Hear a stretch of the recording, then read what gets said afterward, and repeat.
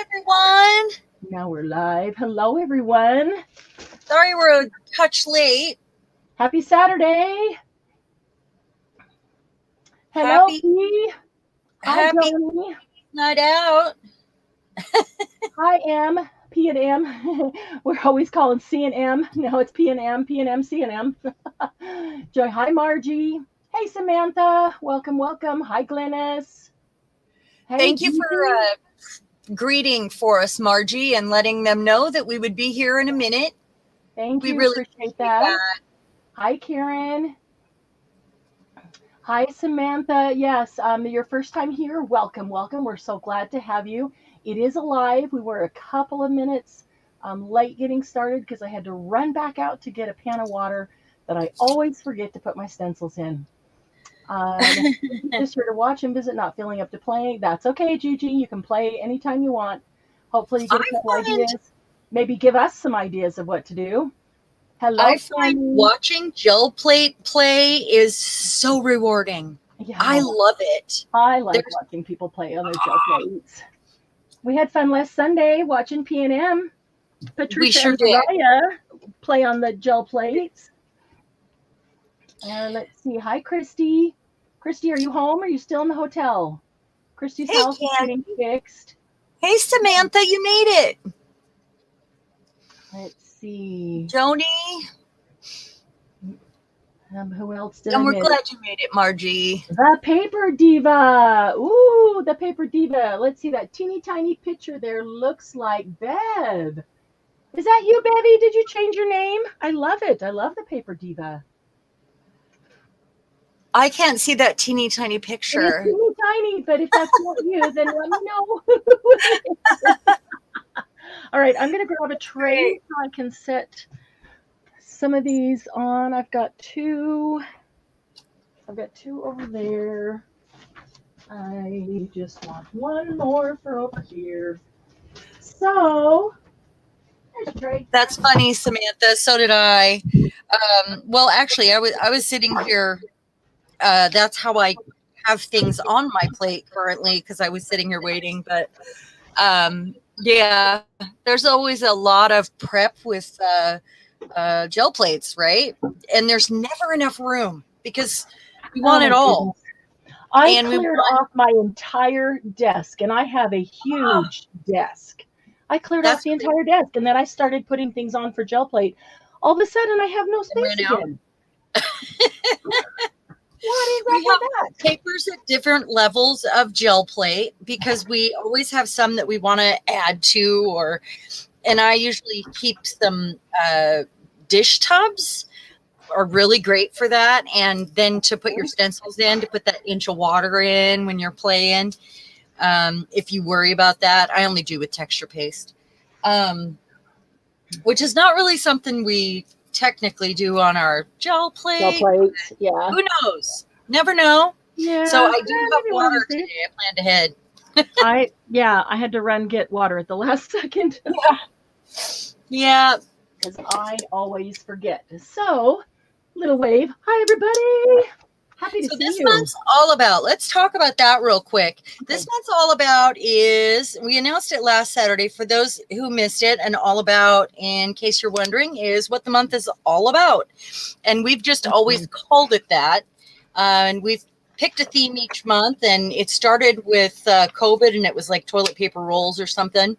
And it's just continued on till then, until now. So every month we have a brand new all about altered papers. So we've never focused an entire month on altered papers. And that's what we're doing this month. And that'll be using them, which will be fun for next week. Making them and using them. There's so many different ways to use them. We've got lots of ideas to use them. And there's so many different ways to make them. Yeah. Don't think that gel plates are the only way to make altered paper. We did alcohol inks recently. That's a way to make altered paper, gel plates, and we're gonna be doing other nights of other ways to make altered paper, right? Because not everybody wants to get messy, right? Jen? That is true. I love getting messy. I look at my hands as an indication of how good my day was. because How they're fun messy. it was, at least. Great day. Yeah. Cut up is a different matter, which has been the thing lately for me. But messy, oh, yes, I love paint and ink and who knows what, colorful hands. Yeah. So I have a whole stack here of papers that have come from different gel plates. I only pulled out the 14 by 16 one tonight. I figure even if I do smaller ones, I can do them on that. But some of these are ones where we just tried certain things. Some are just messing around, playing around. Others were, oh, look at that. Oh, there's a piece of wallpaper. Look at this wallpaper. It has that texture already in it. Oh, yeah. Really kind of cool. Got some cool things with that wallpaper. But most of these, some of them like these, I really like tearing these up and using them in collage. But most of these really need something more. Before, like that, I was probably just using up some last paint. That's really metallic. It's pretty, but holy cow, it needs something to knock it back a little bit, doesn't it? Yeah. Really metallic. We were playing Really with metallic paint there, obviously. So, like Sharon said, most of mine need something additional. This is the stack of things that have not had any more build upon them. And some of you, I know, when we've made stuff, you're like, well, now what? It's not really, one I would want to use as a page. It's not really up to anything, but it's kind of cool. It's there. I love these. These are all really cool, but they should use them on everything. Yeah, they could use some texture. Yeah, I reach for those for every project.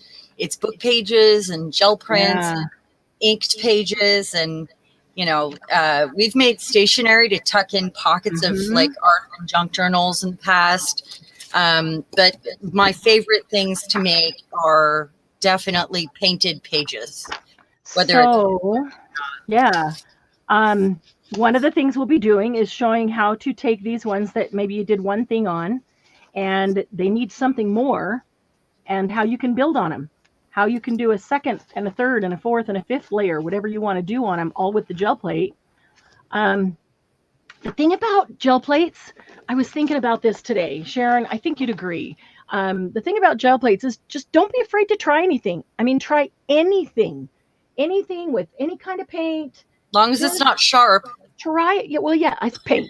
That's it. You can you don't want to cut it, but try anything. Yeah. Because guys, if it doesn't work or you don't like it, it's a piece of paper. And some paint. You can throw it away, but honestly, then you just try something else over the top of it.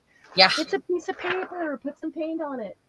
And you just keep putting layers of paint or ink or whatever until you get something that you like. So I'm going to focus on textures tonight myself. Okay. And I actually went to my embossing machine and I ran some clear plastic through my embossing machine. Some acetate? Yes, absolutely. Okay. And cool. I have some wallpaper here. But it started with the paper and the wallpaper, but then I moved on to the acetate because it's solid, it's permanent, it's forever. I could even put this on a wood block and make a stamp out of it. Yeah, that would be cool. Or any kind of block, it doesn't matter. Piece of cardboard, I could glue it to a piece of cardboard. And then like this is packaging. I thought that it's that British flag. I thought that would be great in the background, not being a British flag, just as a, like a burst texture. This is, your placemats from the dollar. That's cool. I use them for all kinds of stuff. And I have levels. I use them next to my coffee pot. I don't use placemats. They go by my coffee pot. I have one next to my stove. It just keeps, I can cut on them. I don't have to worry about cutting on the counter. I use cutting board sitting on top of it. That's a great idea. I fold it up. Rinse it off instead of having to clean the counter. Right. And then once they get ugly, I bring them upstairs and I use them to put on my desk to cut on. More ugly. Put more paint on them. Right. And then the uglier they get and the worse they get, This The is better at they the get. last stages. I ran it through the embossing machine today. I cannot believe Nice. this worked. I mean, Yeah. I can, but it's thick. Yeah. Yeah. This is It just permanent. means you need a thinner sandwich, but yeah, pretty cool, huh? Yeah. I just thought that was fun. And it's a little more rubbery than a brittle plastic, you know. So I'm gonna play with these today. That's my plan. Okay. I know Sunday, Patricia and Mariah are doing texture plates. Tomorrow morning. Yeah. With their light and fluffy paste. So I look forward to see how they make their texture. I ordered me some light and fluffy. Did you? Based on their recommendation, I have to try light and fluffy. That's awesome. Yes. That's awesome. P&M, I ordered some light and fluffy. I cannot wait. I don't know why I managed to always give myself a manicure on the same day or the day before we do gel plates or alcohol. It's like washing your car when it's going to rain. Well, yeah. Why don't I don't know why I don't think about that. So I'm just putting on some finger cots here. If they don't work very well, I'll just put on whole gloves. But since a good look. It's like stockings for your fingers. That's a good word. You need little bows on each one. Oops, that one's cut. And that's great. Okay. Yeah, so I figure I pretty much just use these two fingers, but this one probably work his way in there. Suzanne. That's awesome. Hi, Suzanne. This will be fun. Fluffy will change your life. I'm excited.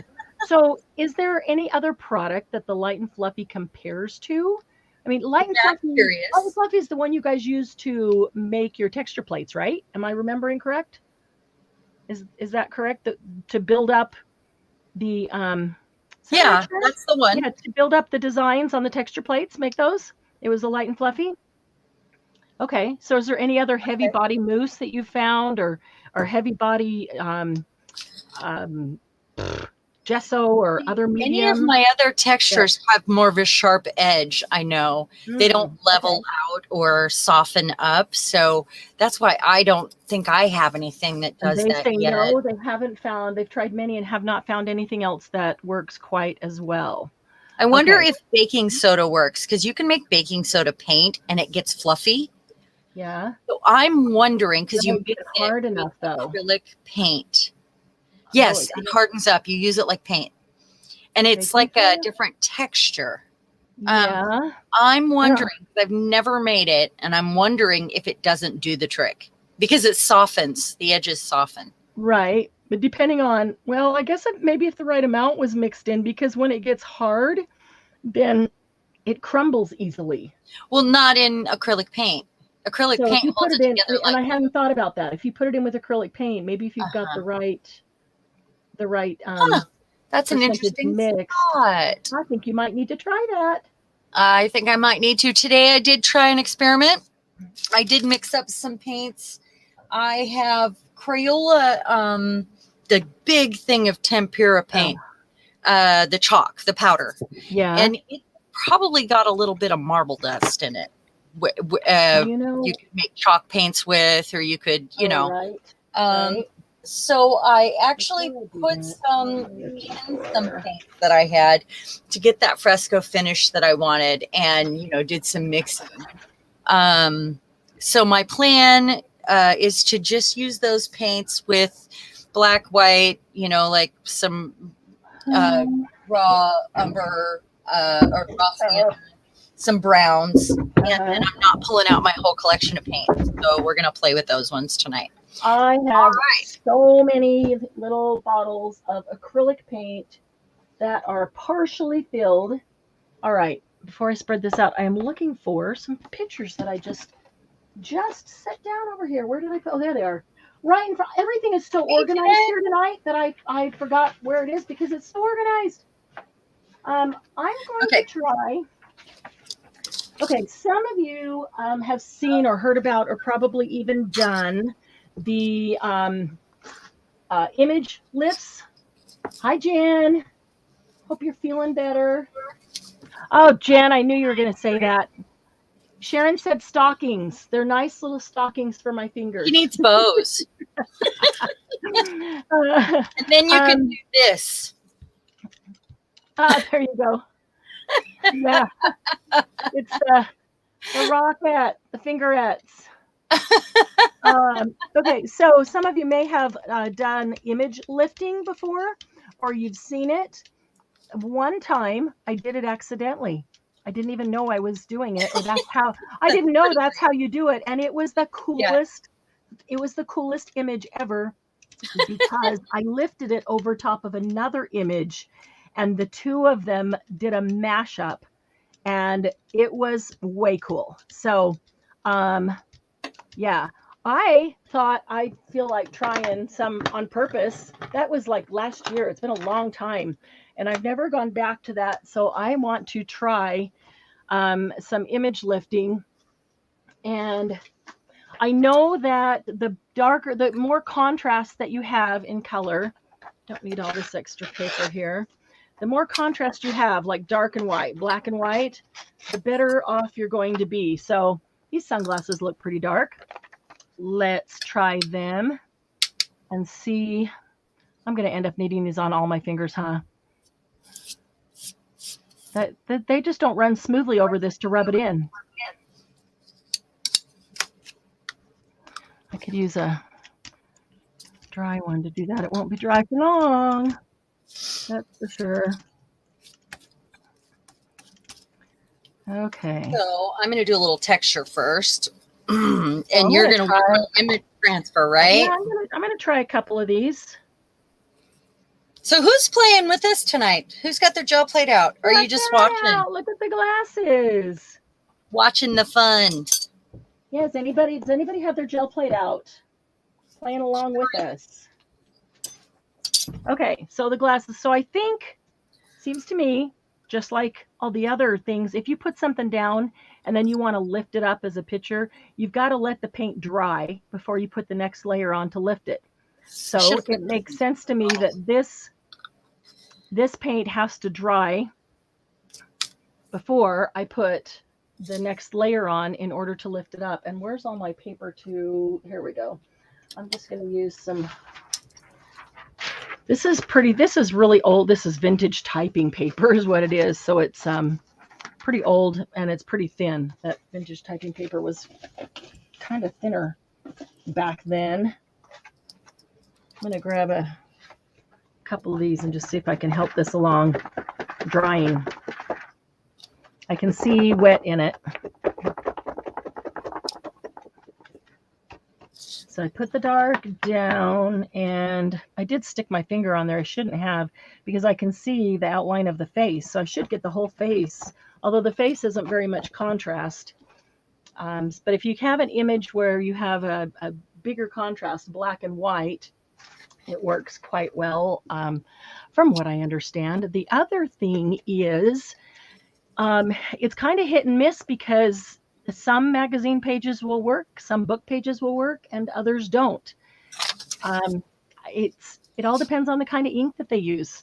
And since I don't know enough to look at a magazine and say, oh, this is the kind of ink they use, then it is what it is. You know, I can't even tell you what kind of ink that is. I just know that that they're all going to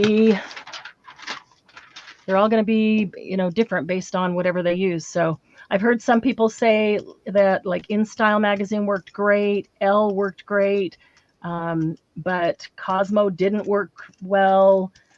You know, I don't know what the difference is. I don't know what they're using. Thought maybe I'd use one brayer for dark and one brayer for light colors tonight and see how that works. That's already peeling off.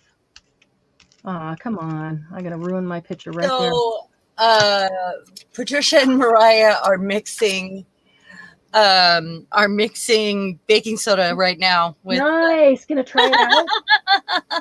Nice. I wish I had put the paint that I mixed up, though, in some squeezy bottles. I know I have a couple. Yeah. So Samantha, but I didn't, because it's kind of a pain in the butt. What's that? We can't yet. Hubby's insisting on getting some breakfast. So Samantha is crafting along with us. She's already pulled some prints. Julie, who cares about food? Crafting is better. That's right, Julie. We're here for you. Yeah. You can also use your laser jet prints. Yes. And I only have an inkjet that is working right now.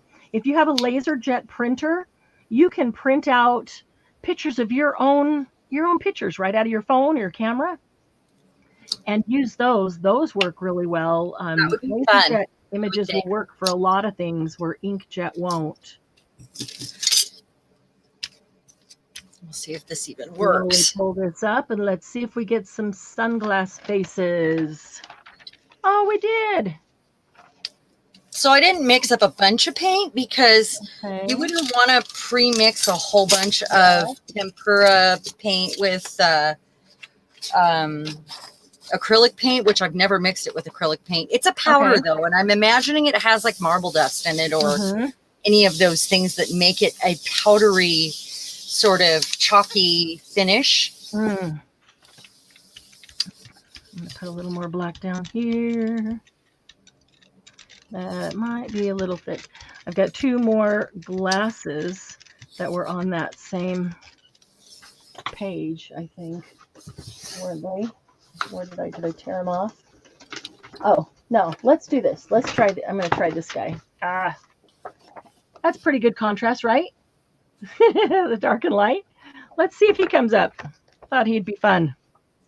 I like what happened right there. I think I'm going to stick to the... What happened? What happened? I haven't played. Gee, Jen doesn't have her plate out. She's, oh yeah, Jen's been sick again. So Jen, you just chill, relax, watch. Everybody's sick. We have a great little project we did about Izzy with our own pics. Oh, you know what? I saw that. I saw that, Patricia. I saw that. She had printed out from their printer some small pictures, 3x5 or something small like that, and was putting the images down on the gel plate and lifting them up. They were all little pictures of Izzy. They were so cute. Oh, I did see that one. A lot of them worked really well. I do remember seeing that. Yeah, see, I should probably just put on full-on gloves, huh? Yeah, you probably should. I don't know why you would do one for each finger. Well, because I thought that it would just probably be my first 2 fingers that would get in it, but now the side of my hand is getting in it. Yeah, that's hilarious. I kind of need a couple without any on it, though, because the silicone doesn't slide on this, but fingers do, to put stuff down. So one of my favorite parts about the gel plate isn't just the pull like an adult grab bag, right? But it's the rubbing the paper. It's a very tactile thing that you're doing, and you can feel the paint grabbing, and it's just so pleasurable. I think I put too much ink down. That's going to be my assessment there. I put too much ink down. It's too wet, too much to get. Darn it, so I wasted that image. But let's see. Let's just see what we get on the other half of this. So in case it's nothing, we didn't use a whole piece of paper. And it's spreading already. Probably nothing. Oh, look at that. What a dork. I didn't even let it dry, and I didn't put the back on. I'm all thinking about what you're saying. What? Oh, I was thinking about what you were saying, and I grabbed a piece of paper and I put it down here. I didn't even let this dry, and then I didn't put another color on the back to lift it. I just put it right down on it. So let's see what this accident brings.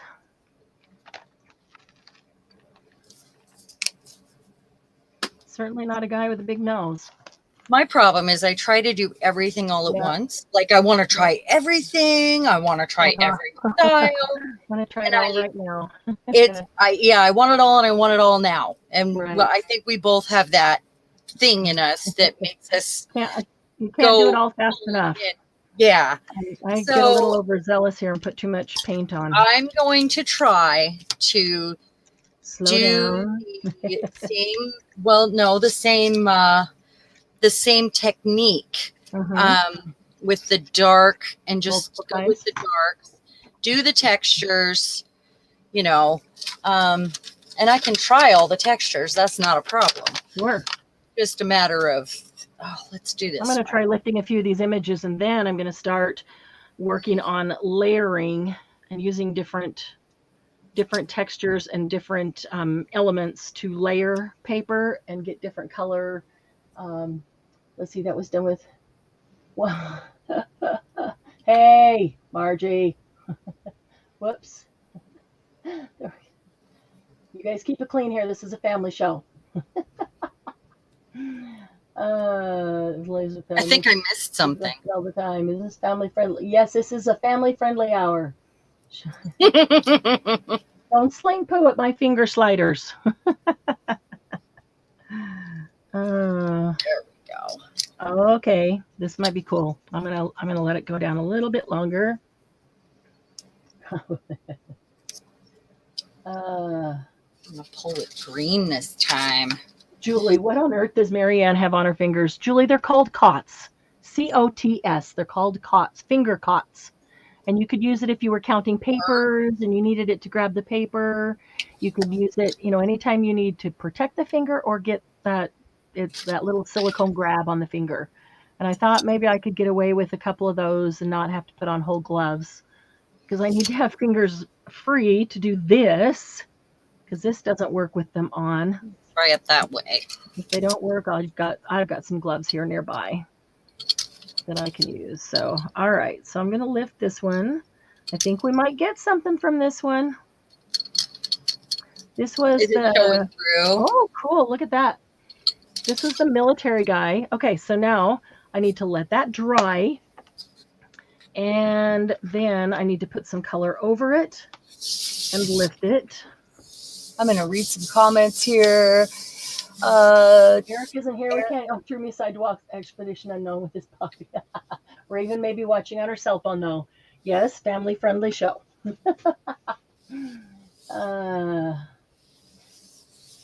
Oh goodness, Eric's going to be upset he missed the poo slinger.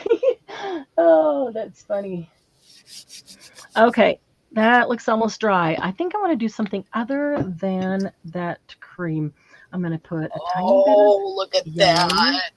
Right in the middle. It's all blue and green, and that's like the darkest midnight blue. Oh, cool. Ooh, I like that a lot. I like it. Blue. And I'm going to do... The paint is working. Yeah, that's awesome. I can see is that doilies? It's these plastic ones. Yeah, exactly. I like those. Like those a lot. I want to do that one a couple more times in a couple different colors and check it out. Okay, so let's get this blue going across. So I've been told that you don't always have to use a really light overlay to pick these up, that you can actually use color. So I'm putting on a little bit of blue, yellow, and a little bit of green. The green would be about where his hat is. The blue is where his uniform is. And the yellow should be right about where his military scarf is. It was a yellow scarf back then. Come on, I only want one piece of paper. Oh, that would have been cool to put on a book page. A little too late thinking about that. Come on. I hope this one picks up really nicely.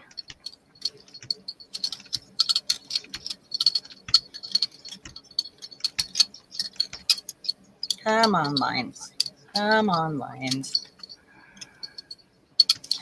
Okay, so if I say, hang on, Sloopy, Sloopy, hang on. Does anybody know that song? Yes. Do you? Yes. Of course. I know there's a few young people that are going to go, what? Oh, Maybe it's before my time too, but I know music way back to the 1800s. That one. Oh, oh, oh, oh.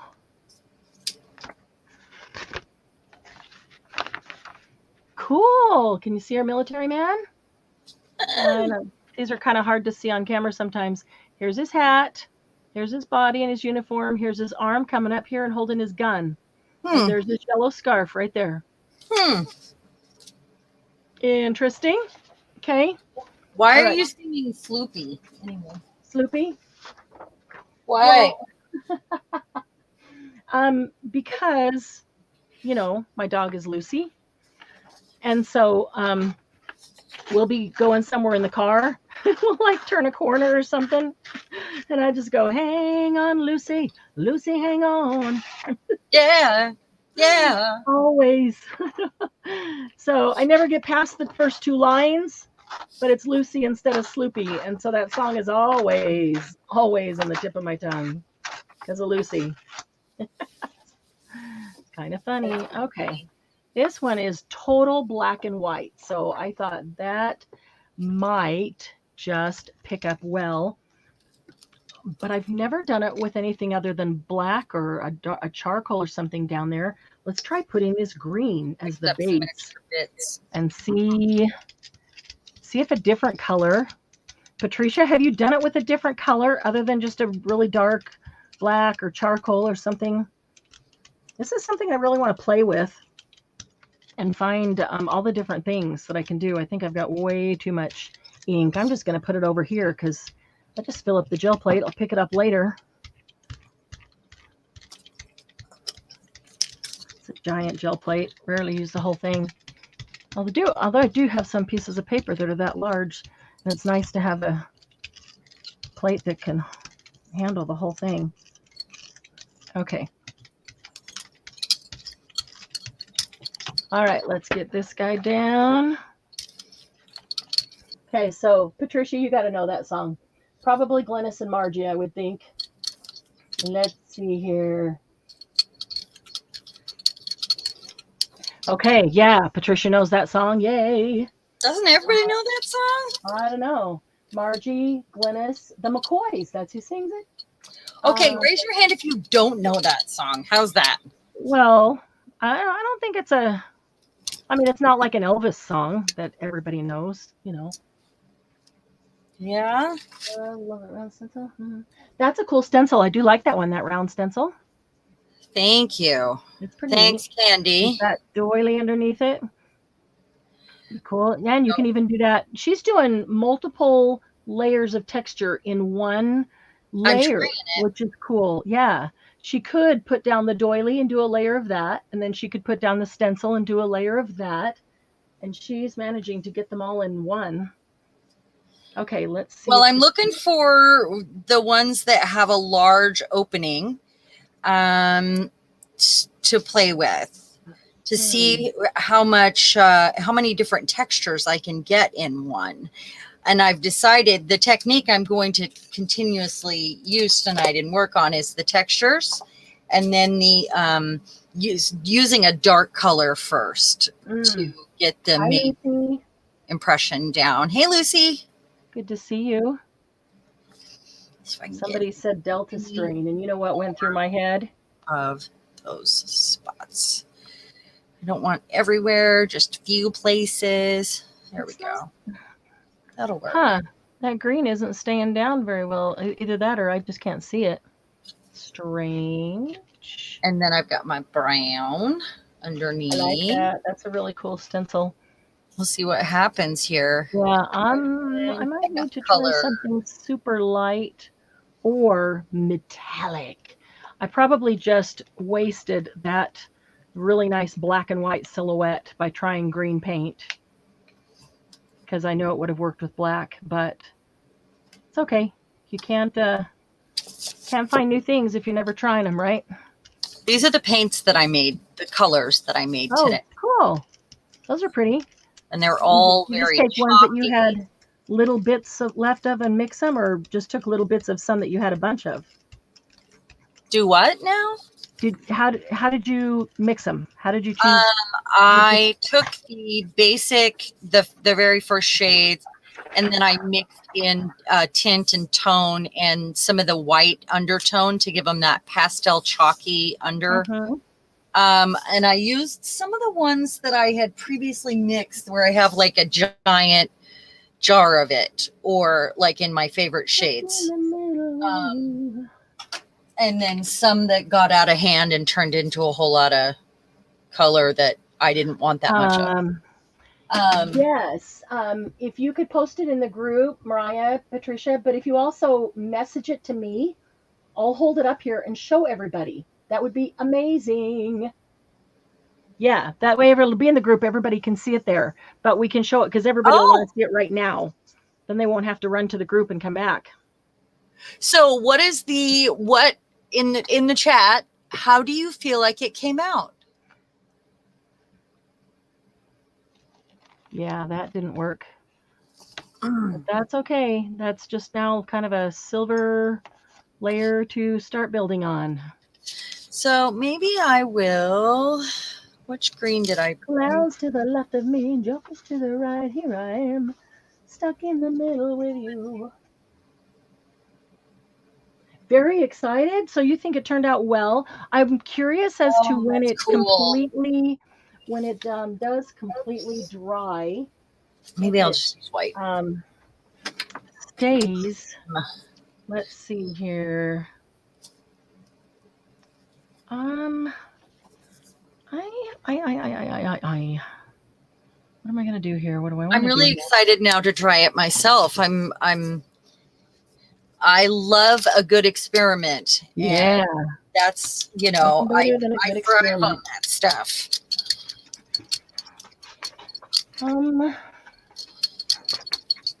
Okay, so I've got some that I just brayered off on, some that were just little bits of leftover, whatever, and they need stuff on them. So I'm gonna, okay, I just got their message. Give me just a minute and we'll take a look at that. So I've got some rice paper here. I'm gonna start building on some of these. Rice paper. Because some of them, so guys, when you do this, a lot of times you go away, you look at these papers, come back tomorrow, you look at these papers and you go, I like this one and this one, but these are really ugly. I don't really like these. Don't throw those away. I mean, I've got some really ugly ones here. There's nothing, but Everything could be fixed. It's yeah, paint. these really ugly ones you can just layer on and turn them into something cool. So don't throw them away. Don't throw them away. Oh, that's cool. This is way cool. I'm gonna pick it up. That is very, very pretty. I don't know if you can see the colors, how vivid and yeah. Okay, so let's see here. I'm gonna do that again. That was fun. Okay, so Mariah, tell us this is baking soda. Oh, they don't call them ugly. They call them IDKs. I don't know. Call them what? IDKs. I don't know. Oh, yeah. We just call them I don't knows. Actually, I just put them in a stack of not done. They're incompletes to be. Call those lever-rights. They're lever right there. Yeah. Mine are like put it in that stack. It needs something. They're just I keep those ones in a bucket. Okay, cool. Let me look at Glennis's. Okay, so Mariah, tell us what you did here. This is just baking soda, or is this baking soda mixed with white acrylic paint? Well, yeah. Look, this looks pretty cool. But I'd like to know, is it mixed baking soda and USR? Modeling paste. Do it. Well, with modeling paste, yes. Most definitely. I could totally see that. Can you mix it with some acrylic paint and see what happens? See if you get something that would go through stencils and harden and give you that dimension. Wow.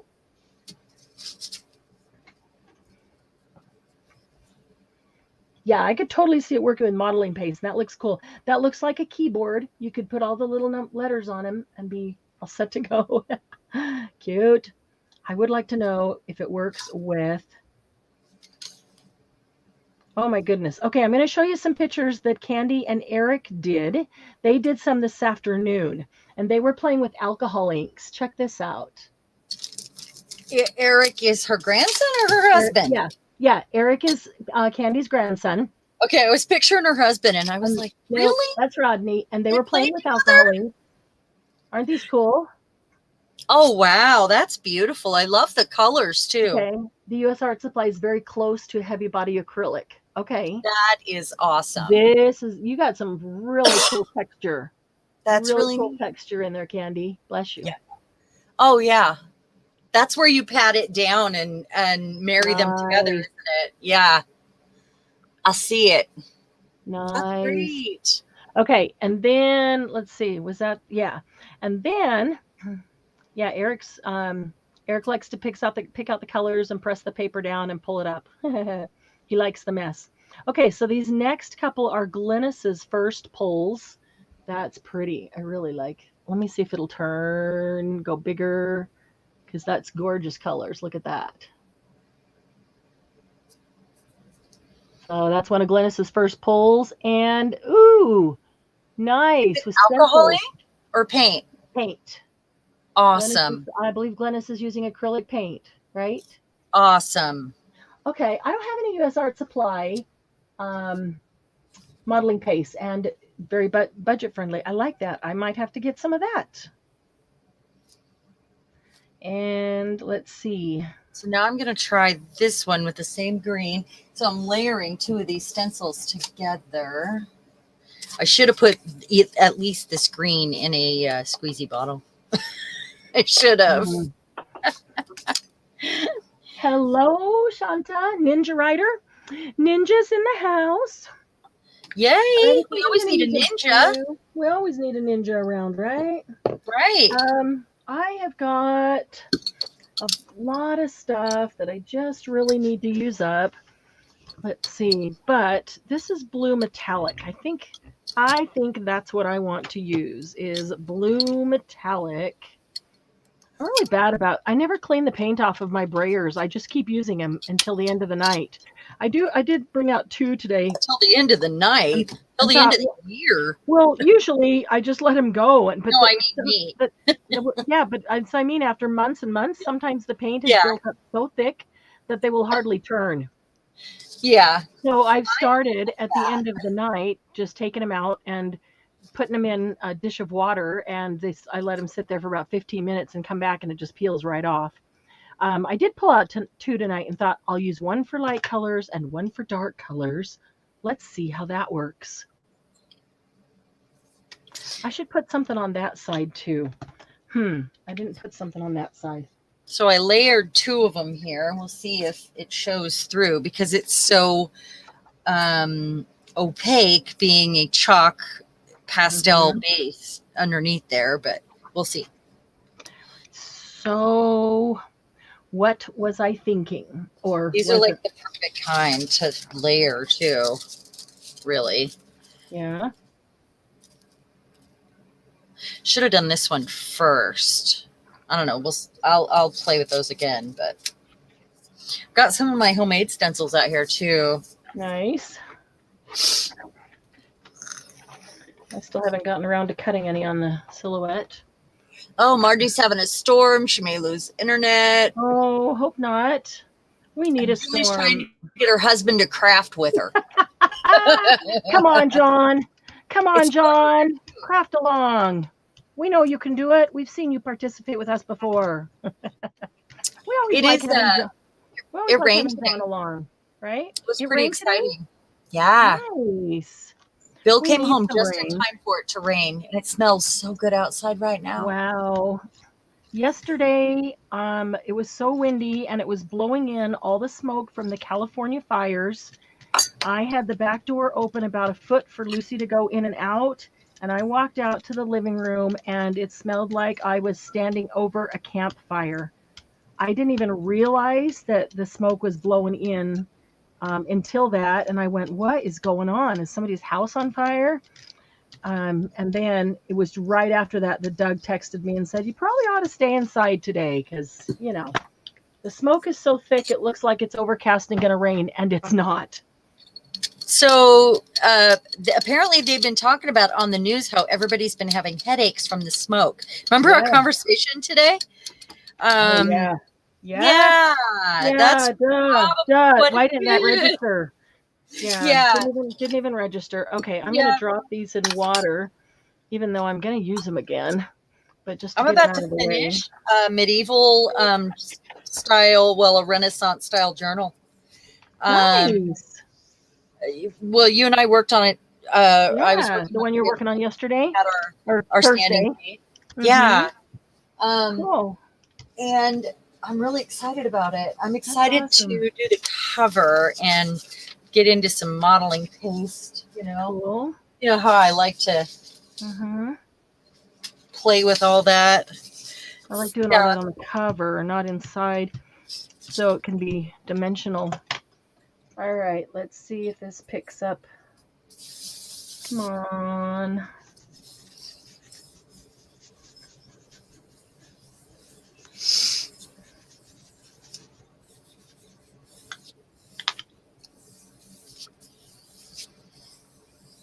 Oh, cool. Okay, so this page was just basically blobs of purple. Together. Just blobs of purple. So I put down 2 stencils side by side and rolled a little bit of metallic turquoise over them. And now, if I were to fold it and use it in a book, this side would say art and this side has polka dots. Make an okay background. Mary, to your question, how long does the paint need to be dry before pulling? The paint should be wet when you pull. You should dry the layers in between and then put your pull layer down and pull that when it's wet. The wet paint grabs a hold of the dry paint without mixing it when you roll it on. That's why you let it dry. And it adheres to it so that you can pull the whole print up. So if you put something down, like I've still got some turquoise down here, and if I want this to come up on my next print, like Sharon said, this needs to dry. It needs to be completely dry. You could let it sit overnight if you wanted, and before you put a layer on top of it, because if this is wet and I roll a layer on top of it, they're just going to mush together. So this needs to be completely dry, and then I can put, so you can put a stencil down, put some paint on, lift it up. Now you've got that stencil image there.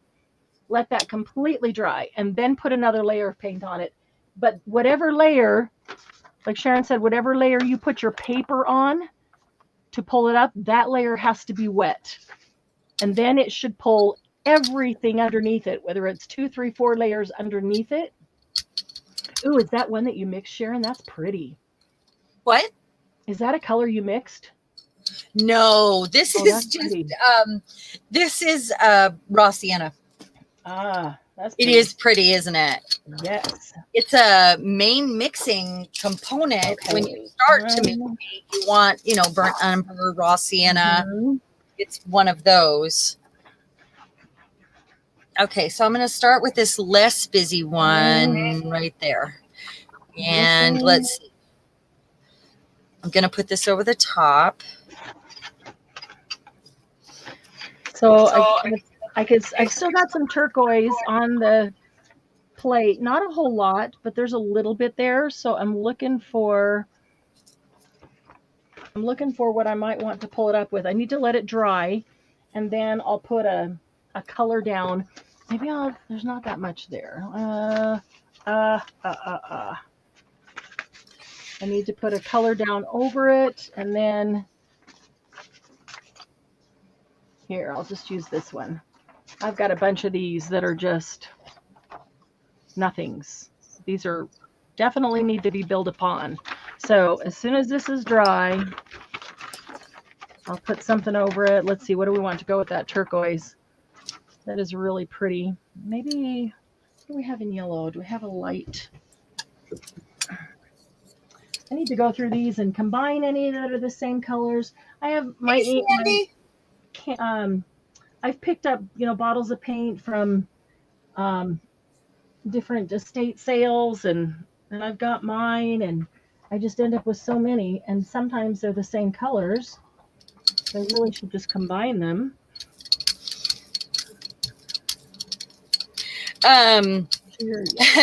PM Artist Studio, Patricia or Mariah, not sure what's up with the raw or burnt. Yeah.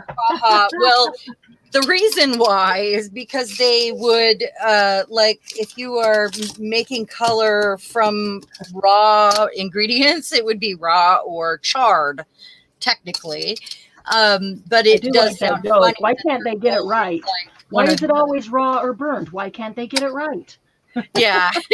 Yeah, for anybody that's reading that and wondering, those are why the colors are like that. Just in case. Mary, did that make sense? Oh, thank you, Julie, for reminding for the thumbs up. We do appreciate that. Thank you, guys. Let's see. Did Glynis get some more pages in there? Let's see. I did show Glynis's too. As she gets more done, she'll put them in there, and I will post them. Not post them. I will show them. You guys post your own. I will what a mess. Show them here. All right, I'm going to put down some of this metallic gold. I think this is one that doesn't have very much. Maybe it's even dried up. I don't know. Let's see, because this wasn't mine. If it is, then there's going to be whole new experiments with a bottle of dried up acrylic paint. You can carve them next week. Make some sculptures. That's sculptures out of. Yeah, that's dried to the top here. Out of dried up acrylic paint. Uh-huh. Man. That's funny. Yeah. All right. Let's see. Back to the rice paper. All right. I'm trying to see down in there. Oh yeah, that's totally dried up. All right. I'm going to do something with that then. Okay. All right, let's take a look and see what Mary's making. She's done 3 pulls so far, and she's using metallic paint. Oh, cool. Mary, these are great backgrounds. I love metallic paint on my gel plate. Oh, these are perfect backgrounds, Mary. Keep pulling some more, and if you're not sure what to do with those, I've got some similar to those. I'll show you what I do then to layer them. Or you can save them till you want to use them in a journal and decide then what you want to do to them based on what you need. All right, here's 3 more. These all came from the same estate sale, so let's see if any of these are not completely dried up. This one is just metallic gold. All right, I feel that one moving. Oh, I love what's happening on the side of my plate here with this scrungy bit. Keep it up. This one, what is this one? This one is copper. I always end up going over mine with chaos stop. Going over mine with metallics in the end because I create with metallics when I go to finish them off. So I figure I didn't pull out the metallic paints tonight because I thought that's definitely something that happens in the later stages anyway. So if I just stick with the chalky finishes tonight, then we'll see from there. You do. And sometimes you don't want to decide what you're going to do with them until you know how you're going to use them. But sometimes I like to. Hey, I'll be right back. I've got to take her out. She's doing the thing. And then I'm going to close her downstairs. Okay. This is a copper. And let's see. I'm going to put this copper over. There's not a lot of turquoise there, so hopefully some of it will come up. If it doesn't, and we just have a copper background, then I could do something turquoise on top of it.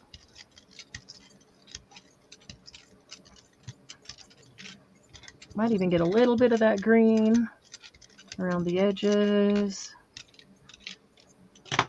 Okay, we're going to do that over the top of this one. So I have 1 layer of just kind of nothingness on there. I think it was probably just brayering off of black or gray or something. Or I might have just done it at the very end to pick up some stuff. I do that sometimes. Yeah, I heard you say that joke the other day, and I laughed out loud. I thought it was pretty funny, Mariah. It was a good joke. Just pick the top. Oh, lovely. Going to add texture. Nice, Mary. Pull out the stencils. Pull out the texture. I've got so many things here for possible texture that sometimes that's just way too many because then I can't decide what to use. But we can use it all. Look at this. I love all the grungy bits that it picks up around the edge. I love that. I never clean my gel plate. In fact, I think, Patricia, didn't I hear you say the same thing? That you don't clean your gel plate. I never do. Now I've got 2 or 3 layers of stuff on here that's bigger than this paper is. So I'll just let that keep layering, and then at some point I'll put paper over that. Like something that I just want to add some color to the edges. Some of these like this. I'll put it over there and just pick something up with that. But I love when it picks up the actual bits of grunge. So there's the difference between actual texture and visual texture. So actual texture is this. This is the grunge that it picked up off the edge, and you can actually see, you can feel the difference. You can feel the texture. It's not perfectly flat. And visual texture would be, surely there's one right here. Well, this is good visual texture because this is not actual bits. It's just, there's no bits on there that are raised. It's just paint in those spots, so it looks like texture. But then there's some actual texture right here. There's some bits all the way around over there. This is kind of visual texture here too in the center. So actual texture is something you can actually physically feel and see. Visual texture is something that looks like texture. Here's a good visual texture.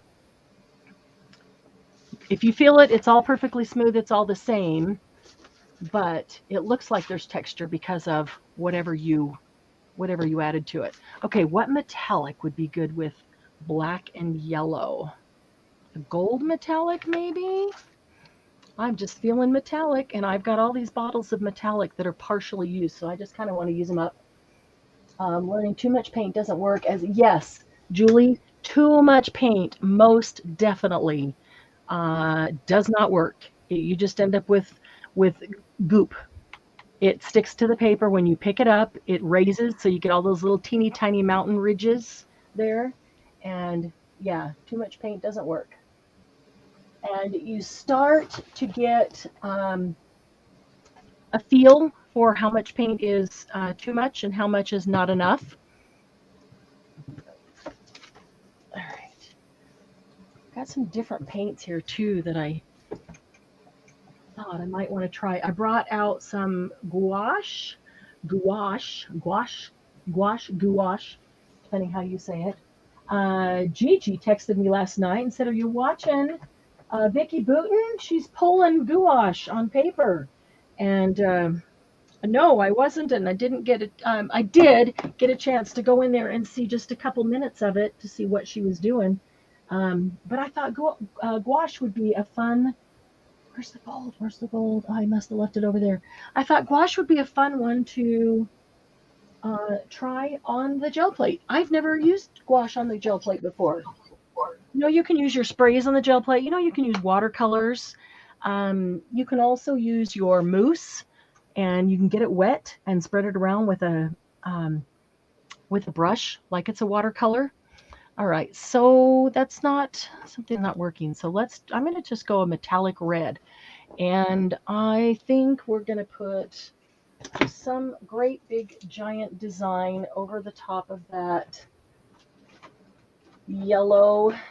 And you know what? I haven't used this one yet. I want to use this one. And yellow, red, and black. That'll be interesting.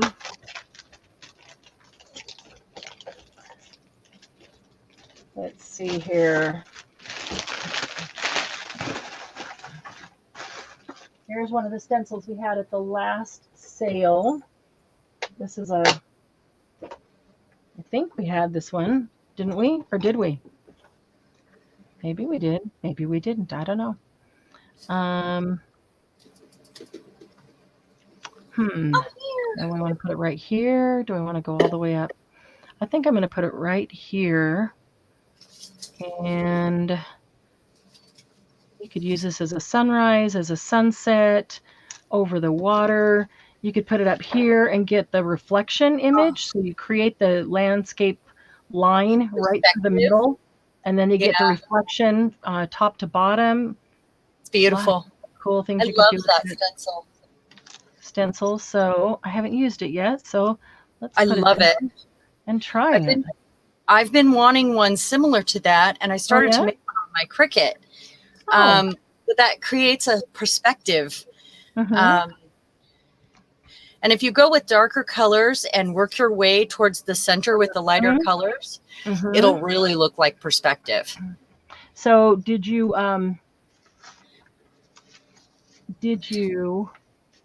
cut one out? No, I didn't yet. I got it saved in my Cricut thing. Yeah. Yeah. Let's see. I was going to do that over the top of something. But now I had that on my palette knife already. I know I've been doing darker ones first, but I am going to. Maybe I'll pull that on its own. I think, okay. I'm going to try, what I'm going to do is, like Sharon said, I'm going to go from dark to light, and I want to do two things. I want to pull it on a clean sheet of paper, and then I'm also going to pull it on a sheet of music paper. And see, the sound of music would be perfect for that big old sunrise, right? Let's see. Climb every mountain. I've got some wallpaper here I should use. All right, so I'm going to pull off a piece of music paper, so they'll both be ready. I brought out some braille paper, which I've never used on the gel plate yet. I've got so many things to create texture. I got a whole box next to me. Let's see. I'm going to go. Yeah, I've got a bin next to me, and then I grabbed a whole nother handful of stuff that was sitting over somewhere else, and just too much stuff, you know. Okay, let's see. I'm looking. It's on a vintage beige wallpaper, so I'll use that just like it is. Mm-hmm. I was just pulling the color out to add more in, so it has that underneath, but it gives those little lines around all of the shapes. Cool. I like that. My desk is getting smaller. Let's see. I did set up a cart right next to me to put all my paint and stuff on, at least, and my tissue paper, things like that, which I haven't even used yet. Got a box of tissue paper sitting here, like deli sheet. It's early. It's early. Yeah. It's early. I mean, that's why I have them there to pull from between. When you use the lighter papers, you get between all the little grooves like you want. But, you know. And I'm looking through all my shades of yellow, trying to find. I'll use peach this time. I made a peach. Okay, well, kind of a stucco looking peach. Ouch, that was my elbow. Okay, let's see what we get with this. No metallic, although I really do want to put metallic in it. What do I have? A metallic red? What else do I have? Green that could go. I'll do that a little bit later. Okay. That one's not open. Is there one that's open? Bright red. That white chalk paint that I added made everything so, because you're supposed to add water to it, it made everything so thick that I added water to a couple of them, like this peach that I did, because it was so thick, you know? So it'll be a little bit more transparent, I think. Okay. So I've got a whole bunch of reds, and none of those are open, which means over on the other paint holder are all these open reds. So I'm going to use a little bit of this metallic red instead of opening another.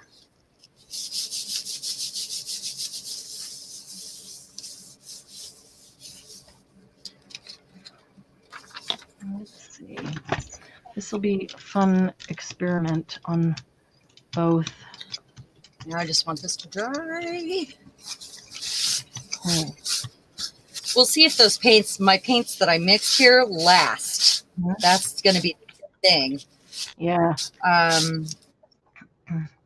I need one. Tempera paint, unmixed. Once you mix it, if it's real tempera paint, it doesn't have any preservatives or whatever in it when you get from the chalk stage. Right. It's very got a short life. So same with milk paint. It'll stink after a couple days. And I usually use it anyway. Sure. I'll leave it in a yogurt container, but it's a very watery, You it's store it in the a fridge. furniture that I was using. Usually milk paint, It's you're mixing up and using on furniture right there. It's not usually something they ever have extra for later, but we have to try stuff on here too because it's just fun. It's the tulip milk paint. Oh yeah, yeah. Actually, Okay, is this so hard that it's not coming out? That's oh my goodness, that one could do finger painting with. That's almost solid. All right, there's another one. Set that one aside. Means I need another pink. Oh, I didn't use much of that milk paint today, though. Mostly what I used was the white tempera paint. Yeah. Try not to cut myself on a palette knife today. I'm having a problem getting way too much paint down. Way more paint than I need of each color. But that's okay. It does need to stay wet.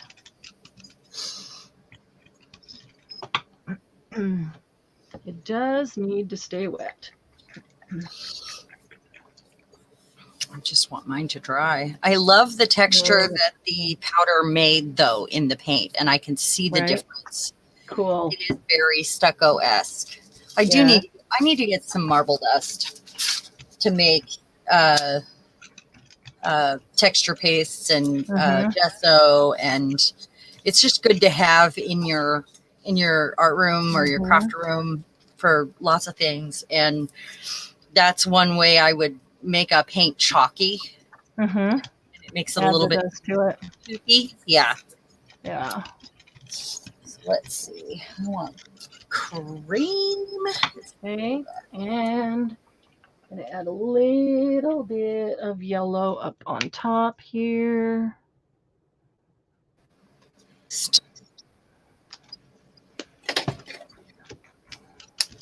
Got all these tiny bottles that I need to. Well, this is an antique white. That's fine.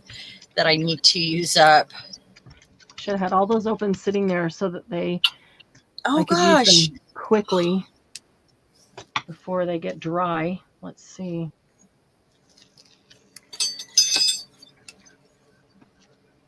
Without cutting my plate. Now, I really need a place to turn this over. Spritz it and turn it over and put it on a piece of paper. And get a semi-pole off of this one.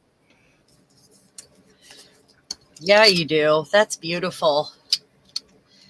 Yeah, I'm liking that. But, okay, I'm going to let that dry so then I can put something behind it and pick up the whole thing.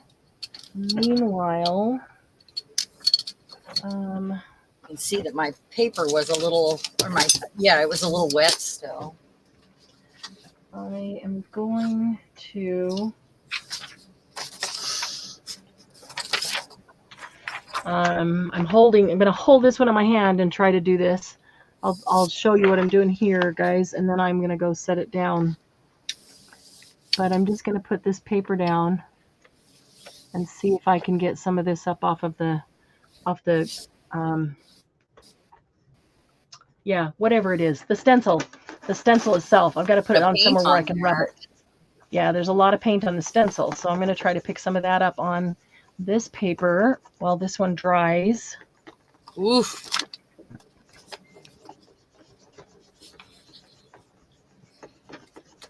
That peach turned out really nice. Yeah, it did. Okay, there's a good base. It's very bottled, like I spray with water, or it's got a cool texture. I'll get pictures of it and show close up because it's a really cool texture. I love this. Yeah. I just want a whole page of that. Yeah. That fun edge. You can do that. You can make a whole page of that.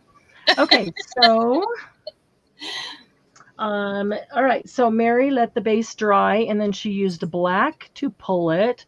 Cool. Love the contrast in there with the metallics and the black. Oh, that's such a good combo. Yeah, metallics and black always make a nice a nice Yes, combo. they really do. The black sets them off just in such a special way that no other color can. Yeah, that is very true. All right. Speaking of All right, black. so I want this to dry. I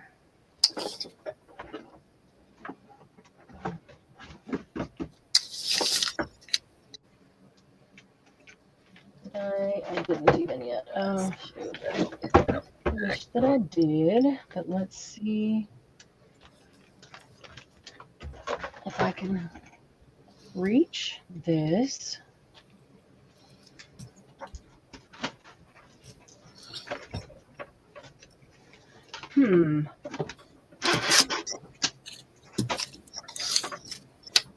I did get a little time this week to work on my studio, guys.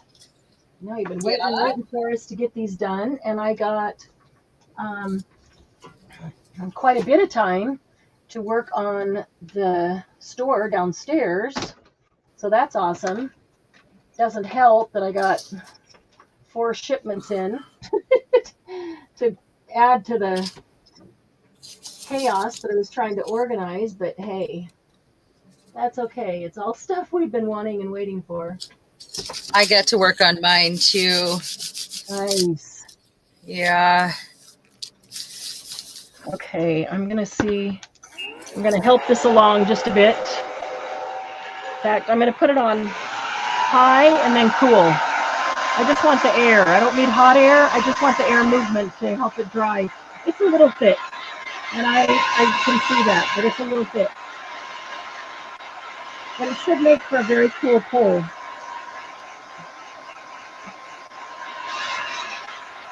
Some parts are already dry. They were thinner than others.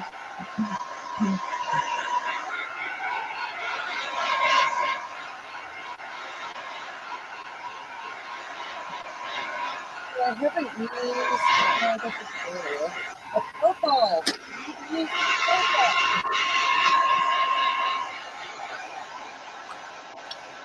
Look at that pretty color. Yeah, you're not going to melt your gel plate if you put it on cool. You put it on high and then push the cool button. And the air isn't even hot coming out, but darn it, and I stuck my finger in it. That's still a bit wet right there. That one's a little thick. That one. I think this one and this is about the only thing that's still wet.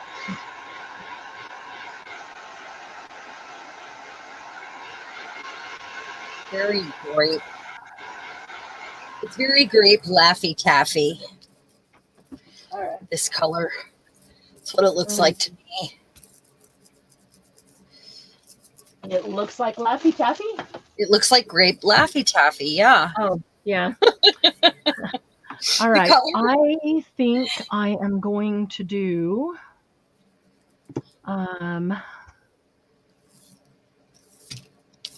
do I want to do a copper or rose gold over this, which will be behind it, which would be glowing through it? Copper or rose gold? I think maybe the copper. You think that would look cool? Maybe the rose gold would give a brighter... let's see, what else have I got over here? It's a metallic rose. Both of them are metallic. I'm going to do a metallic for sure. Metallic copper, metallic rose gold. I don't want a glitter gold. Or I could do a metallic gold.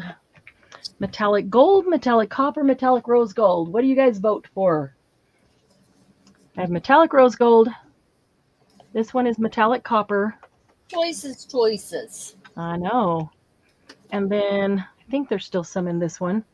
It's a metallic gold, but if there isn't, I have a big one like this, I'm sure, of metallic gold. Oh, I've got this one too. This one's metallic gold. Oh, that's a pretty one. Yeah, that one's a metallic gold. So they're all metallic, copper, gold, or rose gold. What are your opinions? Copper, gold, or rose gold as behind this. So when we turn it over, that's what we'll see through this. Let's see. Glennis says gold, copper, rose gold. Great. One for gold, one for copper, one for rose gold. All right, come on. Give me your votes so we can break this. Copper, another copper. Gold, copper, rose gold. Could put a stencil down too and get another. Patricia and Mariah said gold at the bottom and copper at the top. Oh, there you go. They're being politically correct and doing both of them. Forget the rose gold. We're gold on the bottom and copper at the top. That would be pretty. What about that would be pretty. Okay, this so is pretty, but not my favorite one. Gold and copper. Let's make sure this brayer is really look blue. It looks pretty.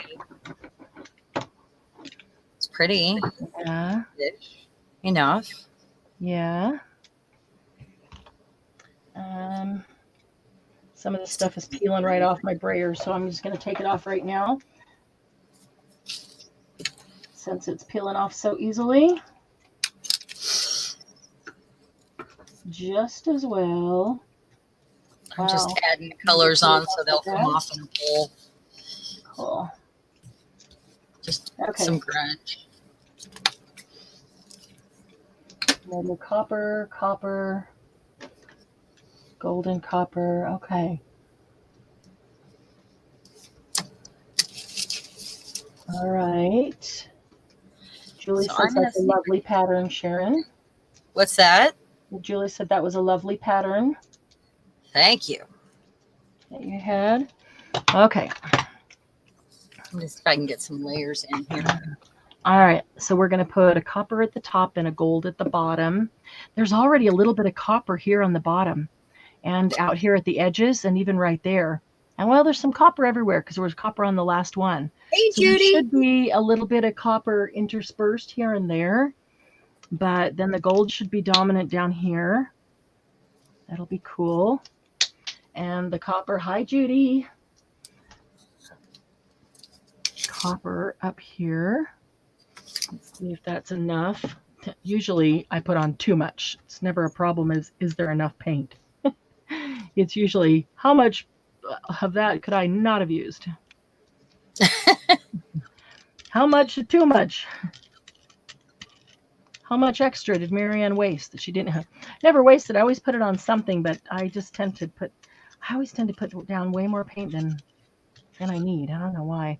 Okay, and then the copper up here. Maybe I didn't put enough because if it pulls up the stuff underneath it, then that means there's not enough. It's grabbing. This is one of my DIY stencils. I want it to grab. Cool. And I'm going to this way with it, I think.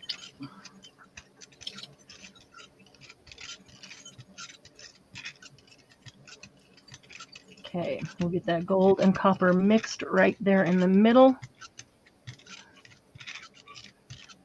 Oh, that is so pretty. That is so, just like that. Just that. That's all it needs. It's so pretty. I just love that. Wow. Because you can see the texture of the sunrise and then the golden copper over it. That is so pretty. All right. Piece of paper. Piece of paper.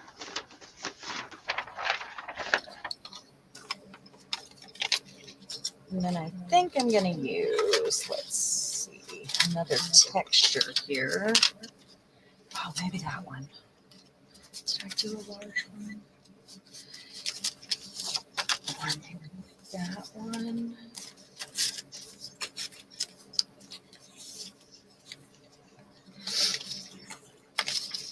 All right. Anxious to see what we're going to get from this. Oh, Julie, I hope. I mean, in my mind, it's nice because weren't those colors gorgeous? It does not take much to excite us, and isn't that the truth?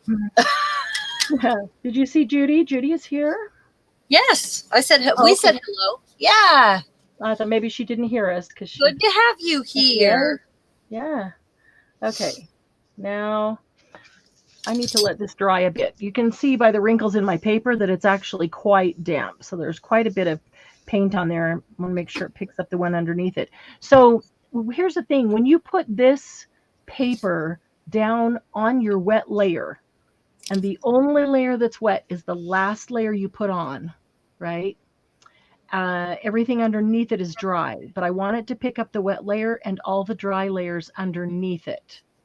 So I want it to dry enough that it's for sure sticking to this paper really, really well.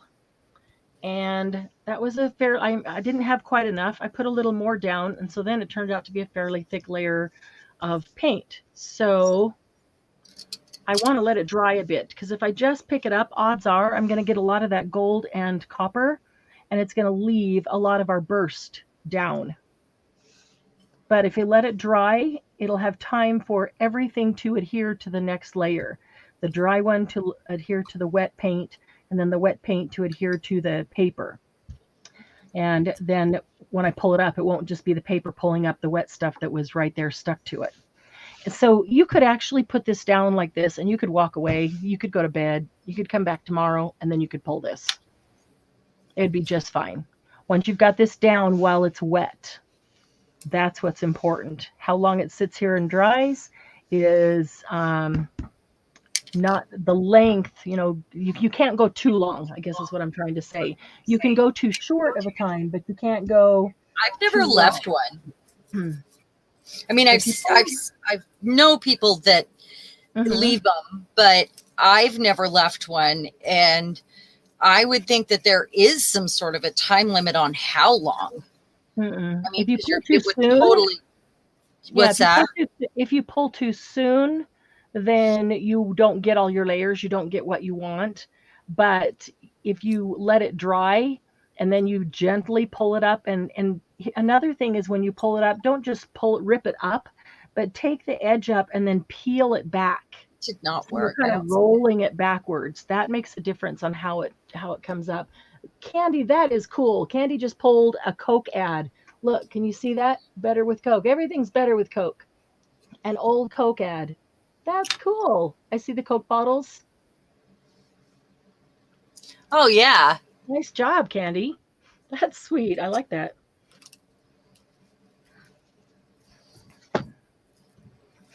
All right, so we'll check that.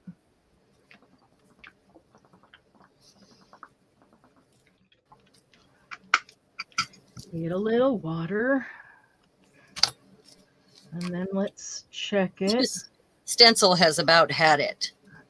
So all those ones that gets caught on everything in the drawer. Oh, yeah, and I hate that. Use it for paint now. I know this is right on the edge. I don't know if you guys can actually see this. As I pull it up, there's a lot of paint outside of the paper. And that's coming with it. And so I'm going very slowly, because if I just rip it, a lot of the paint that I want to come up might stay attached to that outside stuff. I would rather the outside stuff pull up and come with the paper than the paint that I want stay with the outside stuff.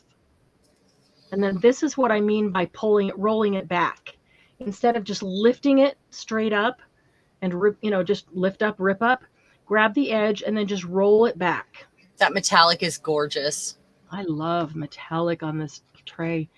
If you roll it back and roll it back slowly, especially because I have layers and there are thick layers, it gives it a chance to stay attached.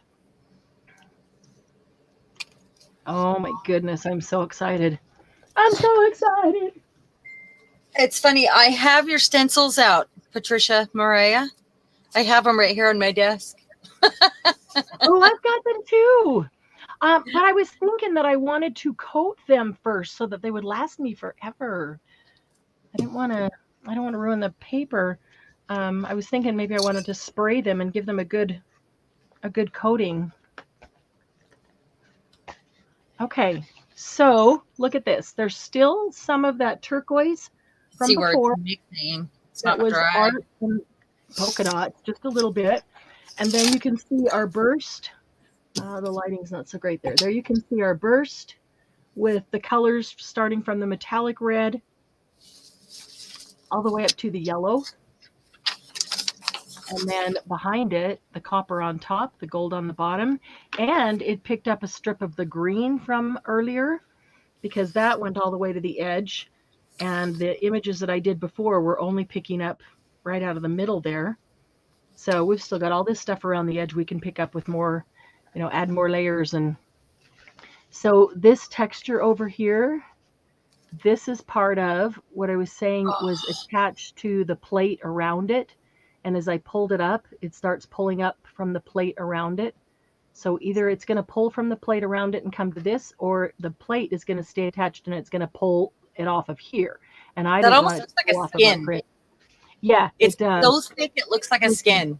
There's one that's come out over the edge. They feel like skin too. I think they're cool. I'm just going to leave it there though and let it be a little texture. I like the odd funky texture that's there randomly. So there's some visual texture and some actual texture. Marianne, these are Yupo, so they will last. Okay, that's cool. Clever. I didn't even realize that. It was like, I don't know, 3 a.m. Yeah, I didn't either. I opened it. I don't really have any Yupo other than a small pack that came with alcohol ink set. And I didn't think I was going to like this, guys, and I love it. That's cool. Yeah. And because the cream mixed with my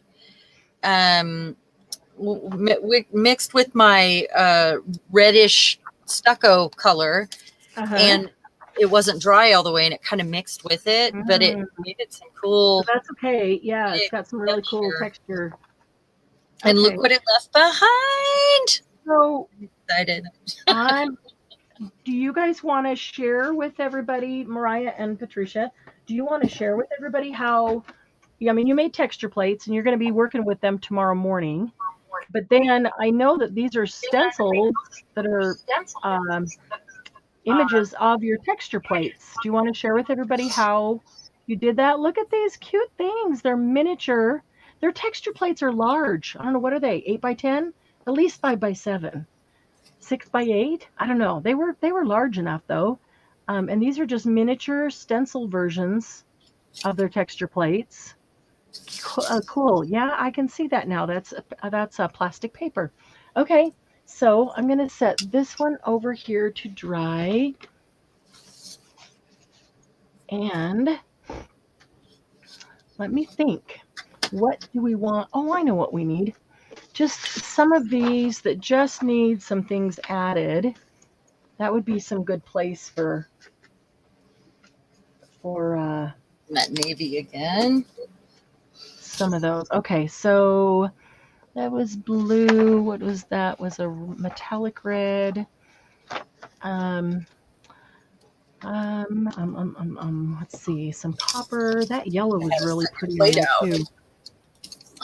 Is that the one that was empty? No. Whew, that was a lot. All right, then. There's that yellow. Let me get yellow. I'm not usually a yellow girl, but I really like the way that yellow looks on there, especially with the copper. Kind of cool looking. And what else? Some pink.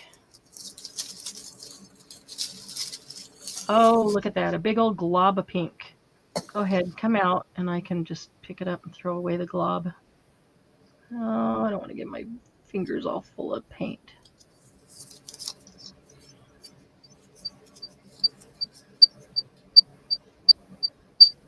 I keep squeezing to... That sounds like the bomb. The timer on the bomb, and any second it's going to hit 0 and go off. Whoa. All right, we just had a pink volcano. So, pink volcano. I'm going to use tissue this time, or this Asian Bible page.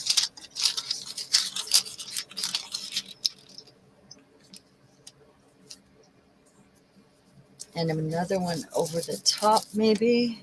Who says you have to use a brayer? Guys, best tools are at the end of your hand, end of your arm. They sure are. Actually, I should be using a spoon. So if you guys ever want to get down into the little grooves and when there's a lot of little teeny tiny, oh yeah, especially on a stencil, spaces, a spoon is a good way to do that. However, you know, your fingers aren't the best. Fingers even better.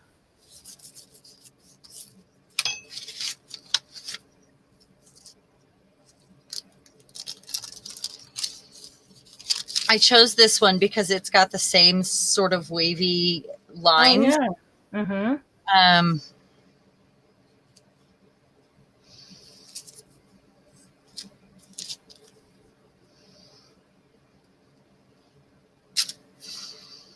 All right, now I need that to dry so I can get the next layer on. All the way down through. All right, where is that paper towel? Maybe a couple grains this time. Okay. All right, that's fairly thick paint because we just had a pink volcano. So a volcano. Yeah, it wasn't an avalanche. It was a volcano because there was a goober in it. And then all of a sudden the goober popped out and it just volcanoed everywhere.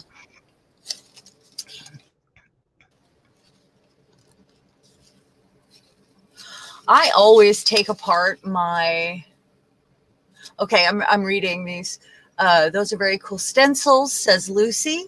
Lucy, if you contact PM Artist Studio, or I think they have them in their shop, go ahead and drop a link, guys, so they know where to find those. They cut the stencils, and one way to use them is to create texture plates on chipboard to create impressions. That's a great idea. And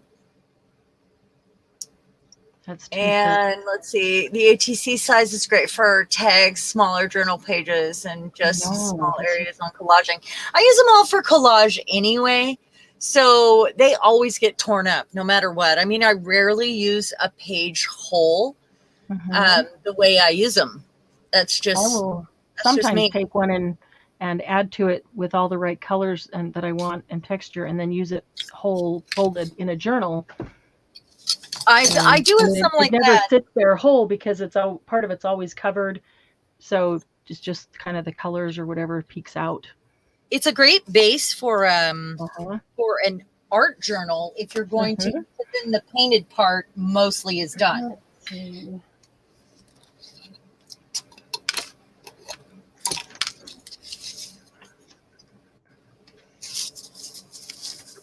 Boy, I could have cleared more stuff off my desk to do this, you know? I cleared everything off, and then I started putting everything on. Craziness. I wonder if I can layer another stencil on here and have it show. Maybe. I don't know if it'll all show through, though. Just as you were reading that, I was thinking, this is actually perfect ATC size, and I don't have any ATCs cut right here. Wait, maybe I have some, just some collaged substrate. Would be cool on. Yeah, I'll just do it this way. I forgot I have all these little spatulas, and there I was with my sharp palette knife trying just really hard not to cut my plate. Oh, yeah. Gotta be careful with that one. And then green. Let that dry first. So I'm going to get some different colors in here. And then I've got this more greeny green. I'm going to make some. Too much paint here is what I'm going to have. I have too much paint down, yeah. So I'm going to have to do some pretty specific textures because I have so much paint down. Oh, this could be railroad tracks. The way I'm doing it, all the trains are going to crash. What is that you're pressing in there? Well, it had a little tiara on the top of it, and you buy it at Dollar Tree and then have it on your I know what it is. It's just Yeah, little I know metal. what it is. So I tore the tiara part off and threw that away. And this is the little metal part that goes over your head. And I thought, well, that's a really cool texture. That would make a nice texture on plates here and there randomly. And let's see. Let me put that right there. Some other. What other kind of they can't drop links. Okay, well, that's okay. Yeah, we'll create a place on the page. Put it in the group and just do a post and say, you guys asked about where to get the stencils that Marianne and Sharon were using during the live. Here's the link to it. Yeah, and that's fine. Can catch it there. Yeah. Oh, and it picked up the grunge that was on my plate already. Oh, neat. Little bits of that stucco-y red color and some cream. That's cool. Yeah. I like that a lot. Okay, so this is the oval lid to a little oval box. It just gave me some little oval shapes. And what else might work on? Of course, I've got a little star box too, so do that too. Get some little stars in there on top of things.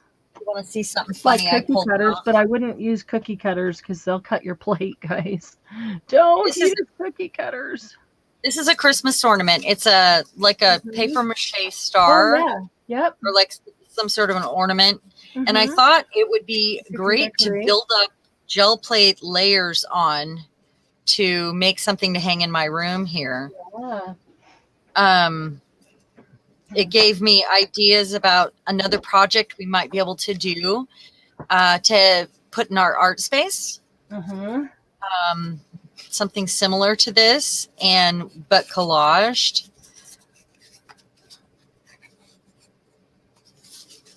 And then this is a little canvas. Just on it. Well, that's funny. I've got a little black one, a little white one sitting here. Do you? Canvases?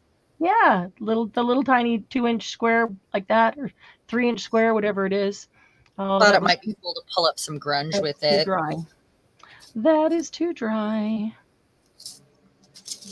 Right. Here's just a piece of styrofoam. It was packing inside. No, this was a long tube of styrofoam.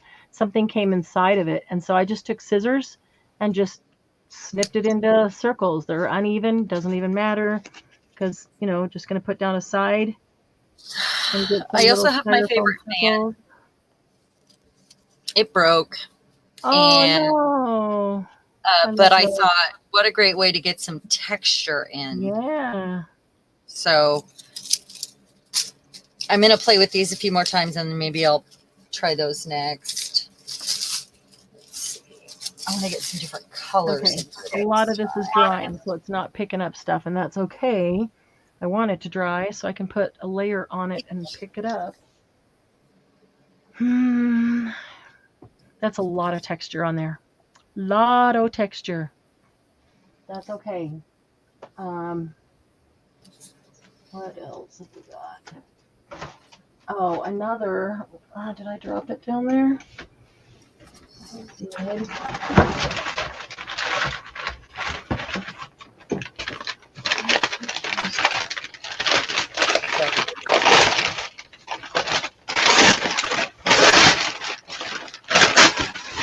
This is like brown packing paper. I've got a couple places with just a lot of ink here, so brown packing paper. You can even get it wet to get some really good wrinkles. But the more you use it, the more you wrinkle it up, the better it'll be. You can stuff a plastic bag in the end of a toilet paper tube and use it like you pounce with it. I did a bathroom like that. That's what I'm doing with this. I did a whole bathroom feature wall with that, with plastic bag. Really? I'm serious. when my kids were little. I believe you. I didn't put them in a paper towel tube. What I did was I stuck my hand in the plastic bag and moved it all around. Yeah. And I went through many, many plastic bags. But I'll bet. that was when the plastic bag was fairly new.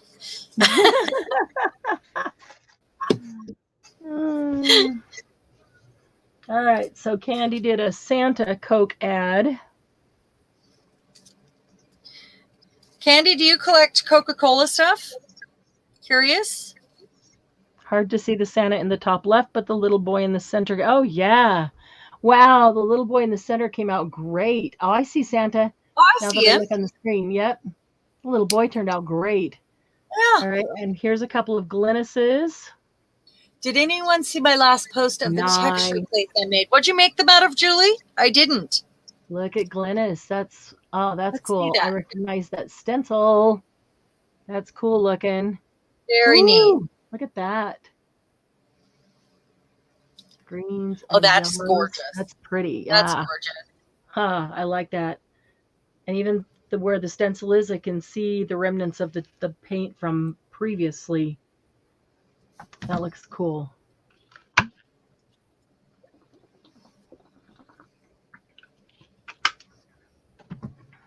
Okay, so part of my problem is I sit here waiting for that to dry, and I just keep doing stuff on it, and I take it way past where I wanted to or where I should have. So let's help this along here.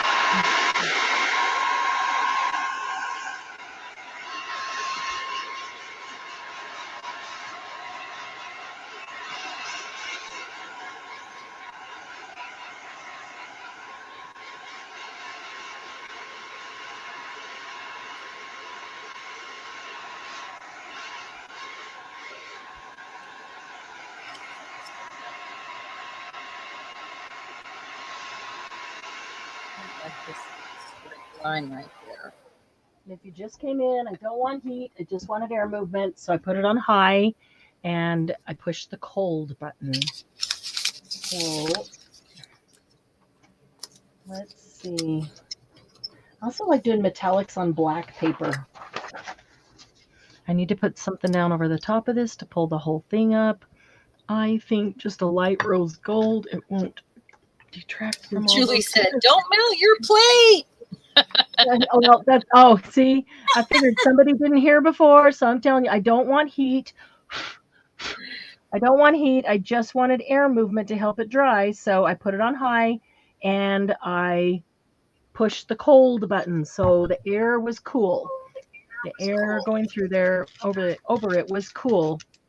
Just trying to help it dry out a couple of those spots.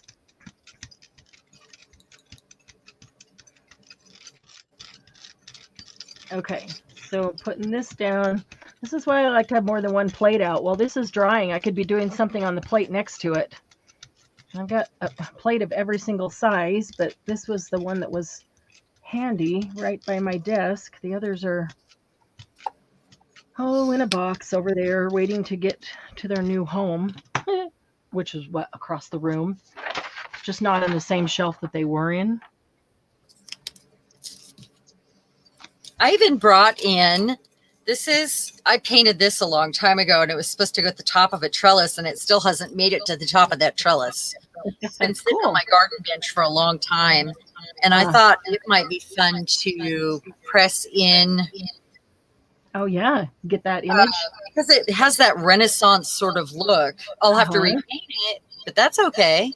That would make a cool front of the journal cover. Renaissance. Yeah, it would. It would. All right. Now this one needs to dry a little bit.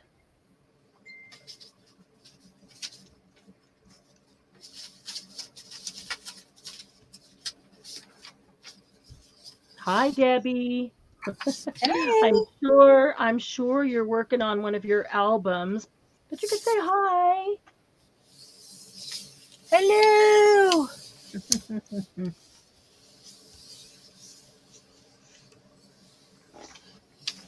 All right, I'm going to have to let that dry a bit. All right, so let me think about what I want to do next.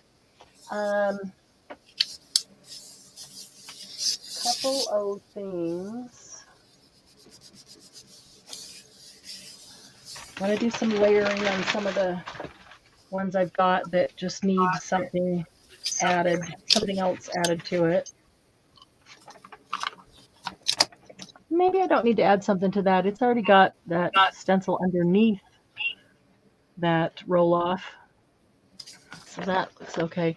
Ooh, I gotta check this out. As this one is drying, look at this one as it's drying. This is starting to look really cool. They always look different when they're dried, better when they're dried. Wow, it's beautiful. It's starting to look really cool. I do love the colors. Okay. I used my sponge around the edges to make sort of a vignette, and then went over it with the cream colored paint. So it's multicolored, but it's framed. That would be a great beginning to an art journal page right there, like to an altered book.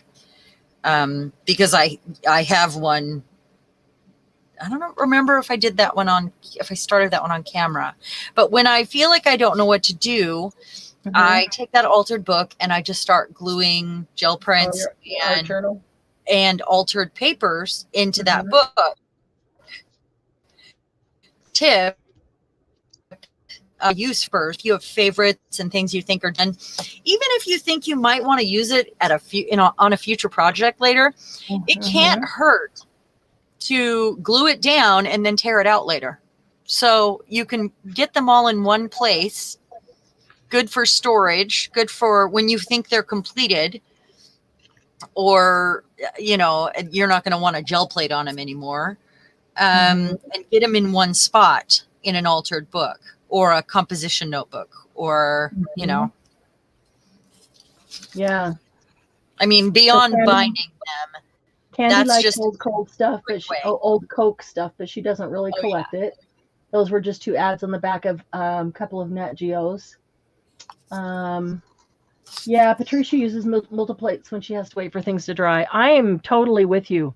I usually do have multiple, and you can always only see one because of our split. I just ran out of room on my desk. I usually have multiples there, and I'm really seeing tonight that how much I really need to have multiples, because I'm just getting anxious to move on and do something else. And so I'm maybe hurrying things along.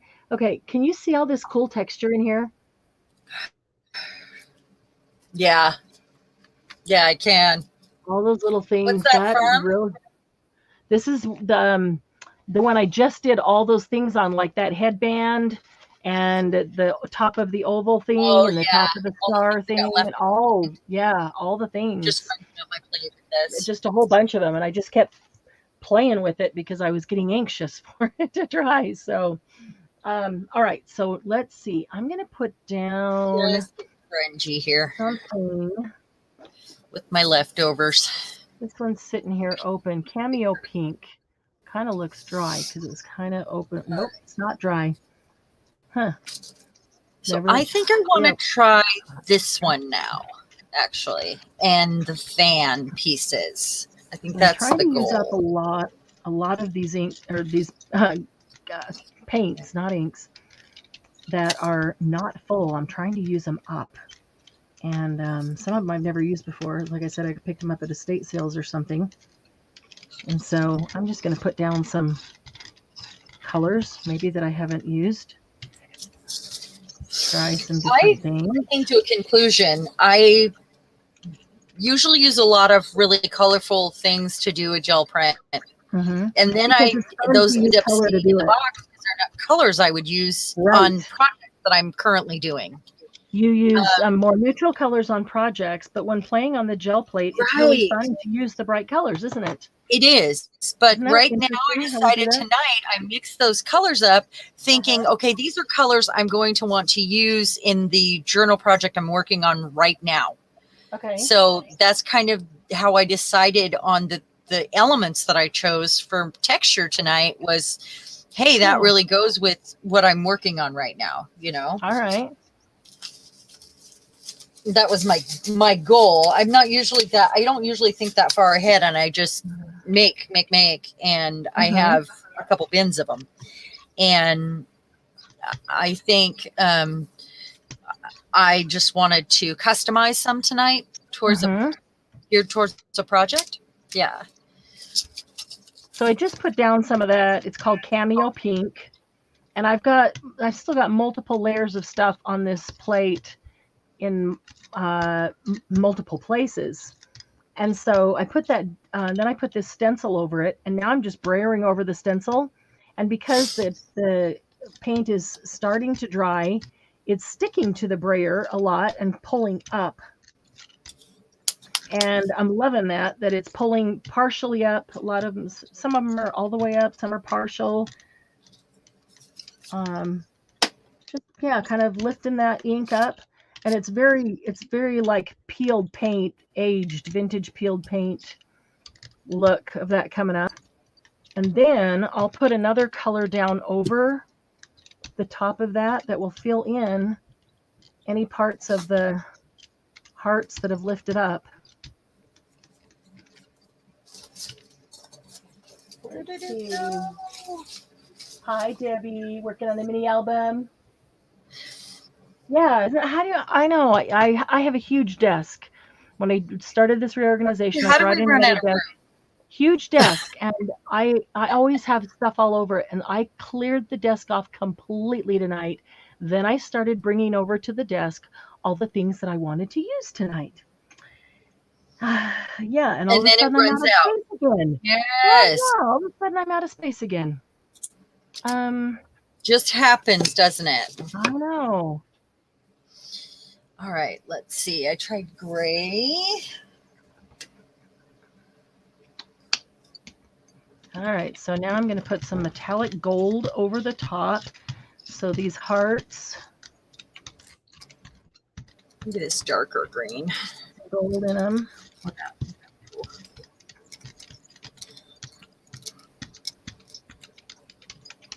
Some are going to have more gold than others. Purple.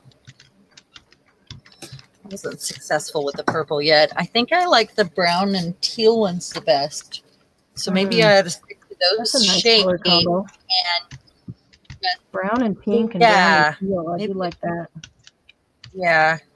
I think I'm going to stick to those shades and just try all the different textures that I wanted to try after this. Ink than I think I would, or way more. I keep saying ink and it's paint. There's more paint in those hearts than I would like. So I'm going to see if I can pull part of it up and make them a little more splotchy, vintagey. Ooh, yeah. Which gave just a little bit of metallic heart on this one. One upside down heart. Love it. Okay. All right, I think that will work. And now I'm going to lift this stencil. But I'm trying to...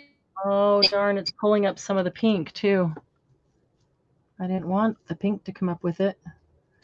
Plates. You know why? Because I set the stencil down on it before all the pink was dry.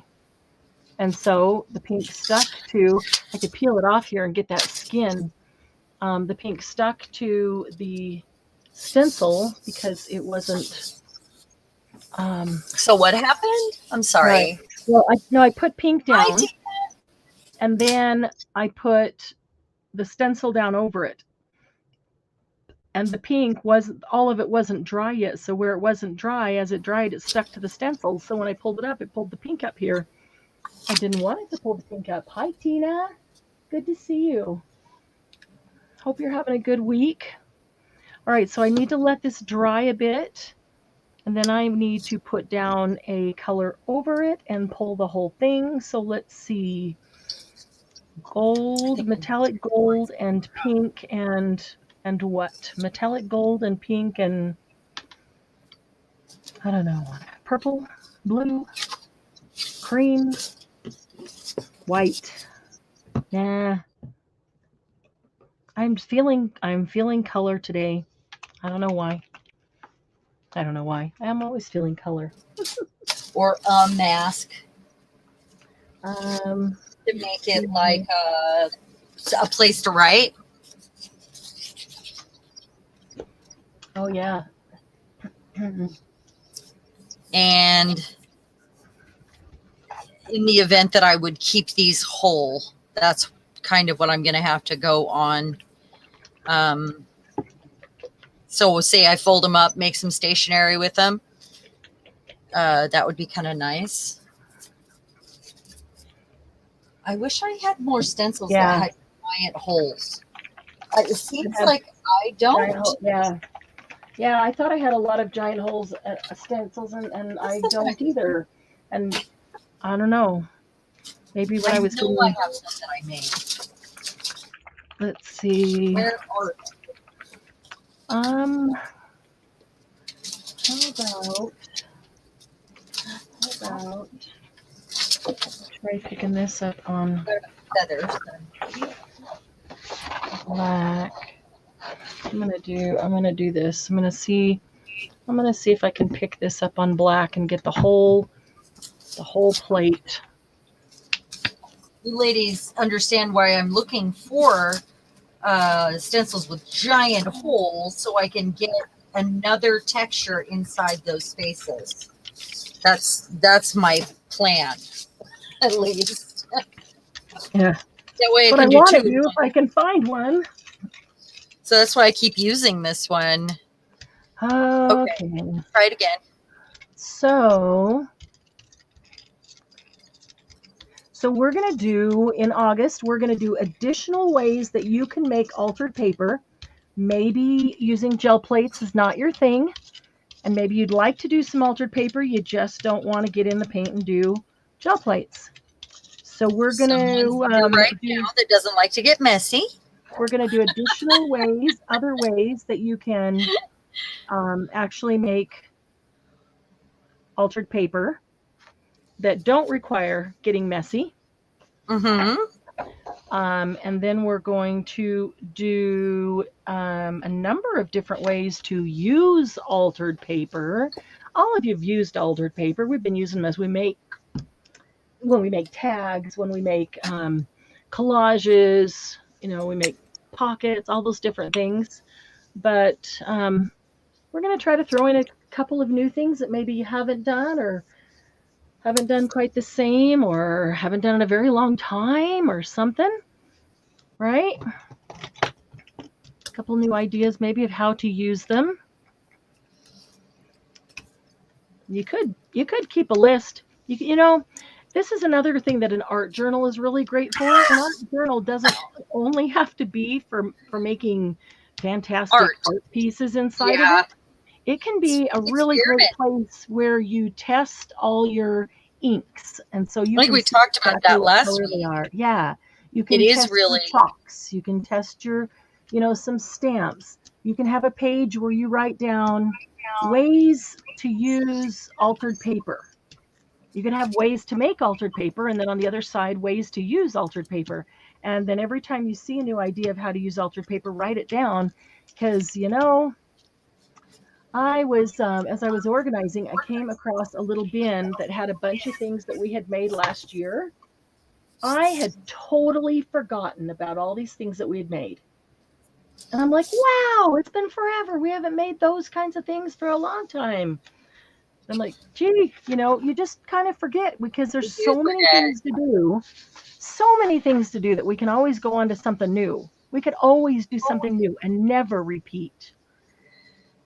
I find that I'm looking something bins of old things, which I did this week, looking for that stuff for the Renaissance style journal that I'm making to sell. And I found that I would change everything about the things that I made because we evolve now. Right. Yeah. And that's what's kind of cool, is going, all right, I want to make that again because now I know I would make it different. And so now I've got the same thing made two different ways. That was what I did then, and I would do something different. Yeah. We certainly evolve. I mean, we've grown, learned new things, and we grow, we change. Yeah. We become interested in different things as we learn about new things. Absolutely. And try different techniques. Yeah, I found the same thing. I looked at a couple of things and went, ooh, I'd like to try that doing this. I looked at them and I thought, ew, how did I think this was done?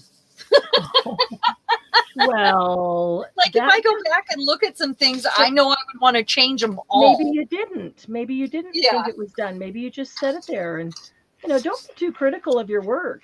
No. I put them all in the finished display box. Well, don't be critical of it. Because like you said, you've evolved. At that time, you looked at it and you felt good about it. That's why you put them in that box. Yeah. You felt good Isn't about that it. Funny how though you change over time?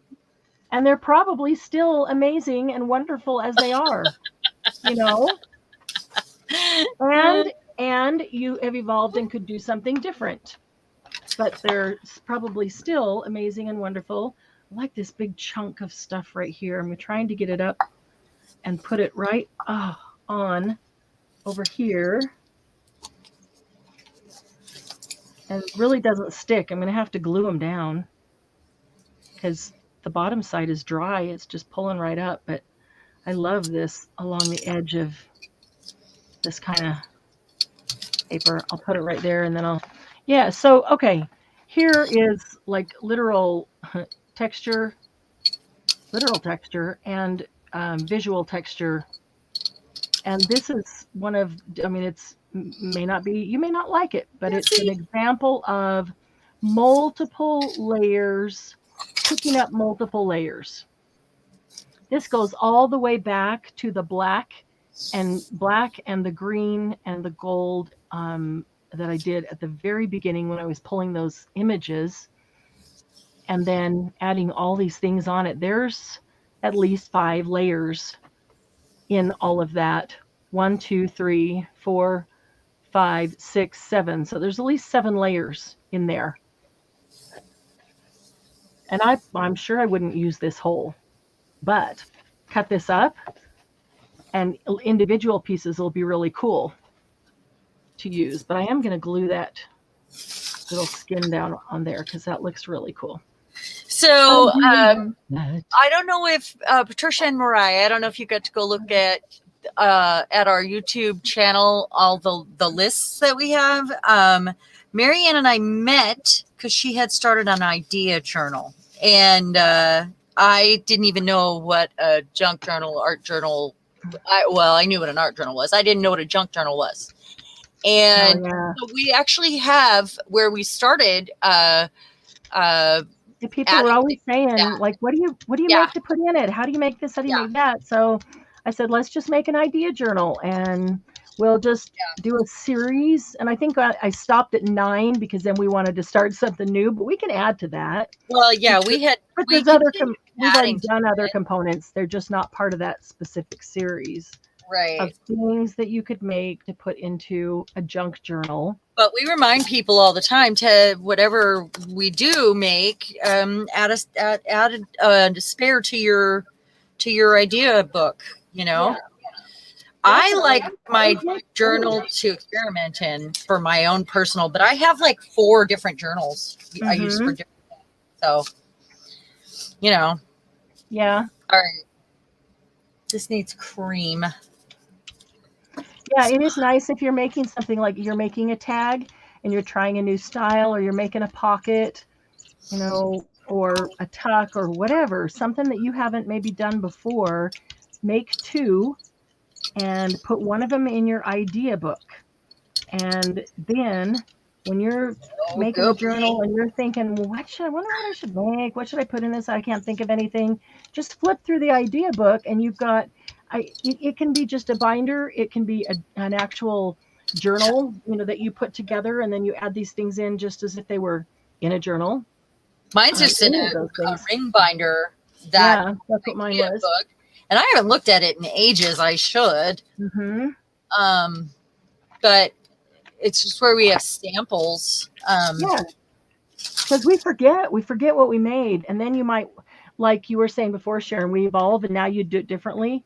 You look at it a year or 2 later and you go, I've always been that way about my artwork. Always. I think everybody is. If they, stick with anything, you can make another one and make it how you would do it now and put it next to the other one. And so you can see the difference. And sometimes it's a matter of what you're making it for as to how you would make it.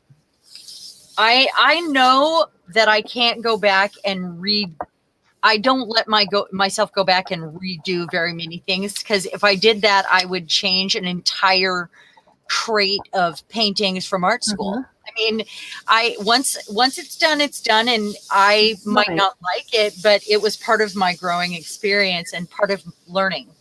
So you don't have to change that one, but what if you make the same thing, but you make it with where you are now, and so it's going to come out completely different? Well, that's fine. Oh, that turned out amazing. Cool. Yeah. That's just off, really, because that other one didn't turn out at all, but that's awesome. That's fine. I wouldn't redo that with my paintings. Those were experiences I really just don't want to relive, and I'm on to new things. I have a hard time making the same thing twice.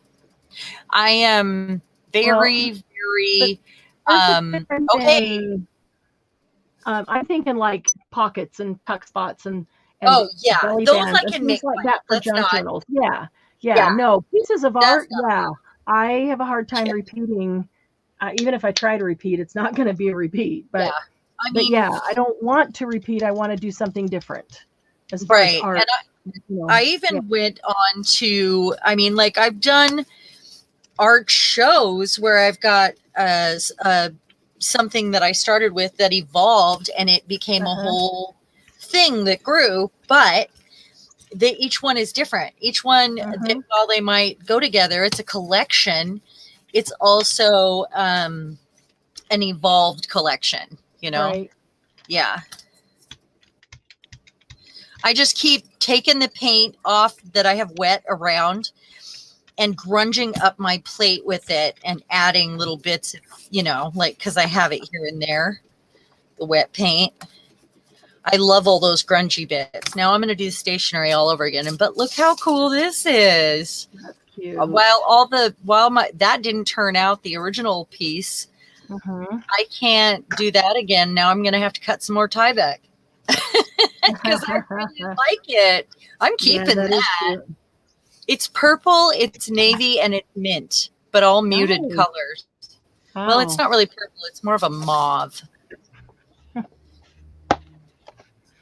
I don't know if you guys can see those colors. It's just, now that you picked it up again. It's Tyvek. That's cool. This would be a good way to do some Tyvek beads, or, you know, to paint the Tyvek. And here I have some more. Yay, Julie's getting her gel printing stuff out. Yay, Julie. So it was contagious. Is that what you're saying? Yes, Julie, you really do need to play. You really do need to play. Okay, so it's a little quieter on chat right now, and I'm thinking it's because people are playing. People are playing, and that's good. Yes. That's okay. I'm okay if chat's quiet because y'all have your hands. Yeah, because you have your hands in art. That's amazing. That's the best. If we inspire you to do anything, even if it's not this, even if it's that coloring, makes me so working happy. On anything, any project you have, anything that's crafting, that's the best kind of quiet. Inspire. Best kind of quiet is when everybody's just doing something and they're happy doing it. Yeah, that is our goal. You know what makes some art. That is our ultimate goal, is to inspire people to do whatever makes them happy. Right? That's why we look at Pinterest. That's why we go to YouTube. We want the same thing. We want to be inspired. We want to inspire others. So that's a bonus every time. Let this dry. Come on. Dry. Yeah, I know next time that I always have to have more than one plate out. So one can be drying while I do on another one. No playing tonight. Have to keep it clean. No what? Patricia. No playing tonight. They have to keep it clean. Gigi's watching. She's not feeling super great tonight. Oh, sorry, Gigi. Everybody's sick right now. It's making me sad. There is a lot of going around right now. Guys, I'm totally good with just hunkering down in my house and doing whatever I need to do and staying away from everybody because I won't add to it. I'll stay home. I'm good. For sure. All right. I am going more tie back. to put down, let's see, if I do This one. 3, where did I set the other 2? They were right here. I'd ask you guys where I set them, but I know you can't see my desk. You can barely see that. You can barely just see the one area. Okay, so these are the 3 mini stencils.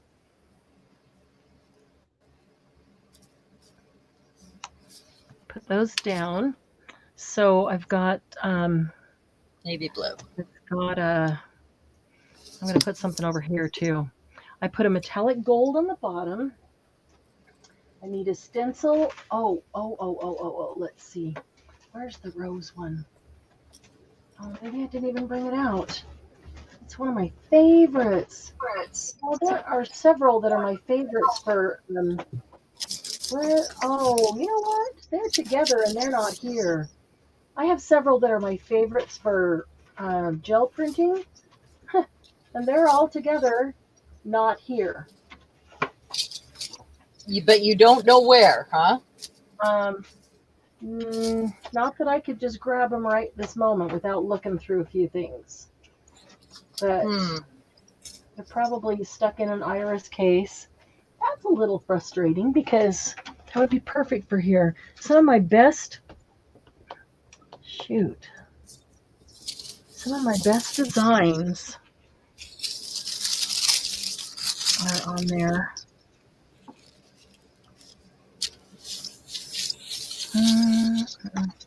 Now, let's see. Let's see what I want to fill up the rest of that.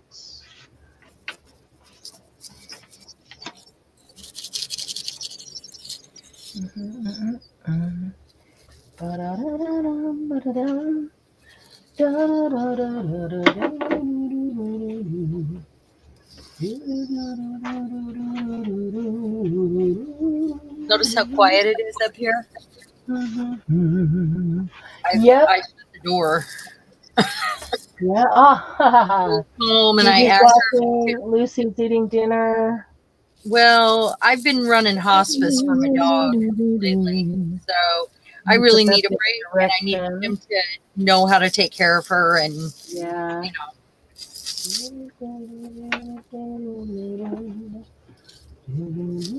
Okay. How about,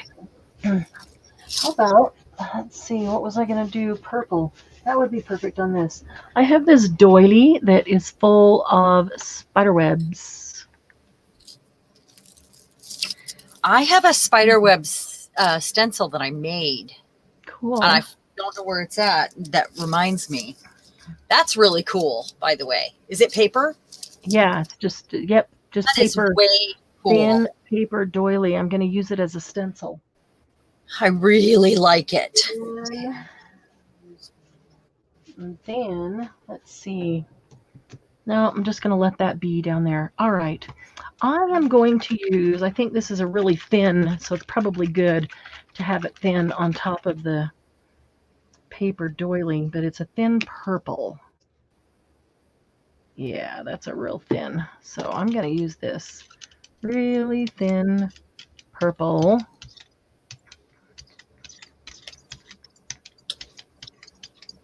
Hope that works. It might, I don't know, it might just go underneath it, and the paper might be too thin to even use that as a doily. I mean, as a stencil. I might not get my design. We'll see. Really? Always just go over. What do you mean too thin? Well, the paper's so thin, and this paint is thin, and it might just go underneath the paper, and so don't get a good stencil design. Yeah, I see what you're saying. Yeah, sometimes if the holes are too small, I notice, I'm not getting a good design because it's got to get down in between those holes. So those are the ones that are better used for texture, like to press into the paint. Yeah. If that's the case. I think the problem with this one is that this paint is super thin, and so it'd be real easy for the paint just to go underneath the paper. Yeah. and not get a good stencil. But let's see. We'll see what I get. So, but I'm also going to put them, these will get a good stencil. This will be cool. In the experiment, something I've discovered. So where I had added water to the paint or just left it thick, I'm noticing a difference. This purple, I've not had a good pull with it yet because this is one of the ones I added water to the paint. It became very transparent and thin. Yes. So if it was thicker, it would be like that, and I could actually get a good pull. Yeah. Like I can't Janice even. has done 14 now, and she's tired. Are you kidding me? I don't know how many I've done. Maybe that. Well, I know it's 14 bases, or if you built on 14, or there's it's not like she's made 14 tags. Don't let really it good. Bad. So you should. Let's see if this worked. Oh, okay. Maybe I'll get a good one this time. Look at that. Wow. Okay. So, we should do some collage soon using some of these for a good time.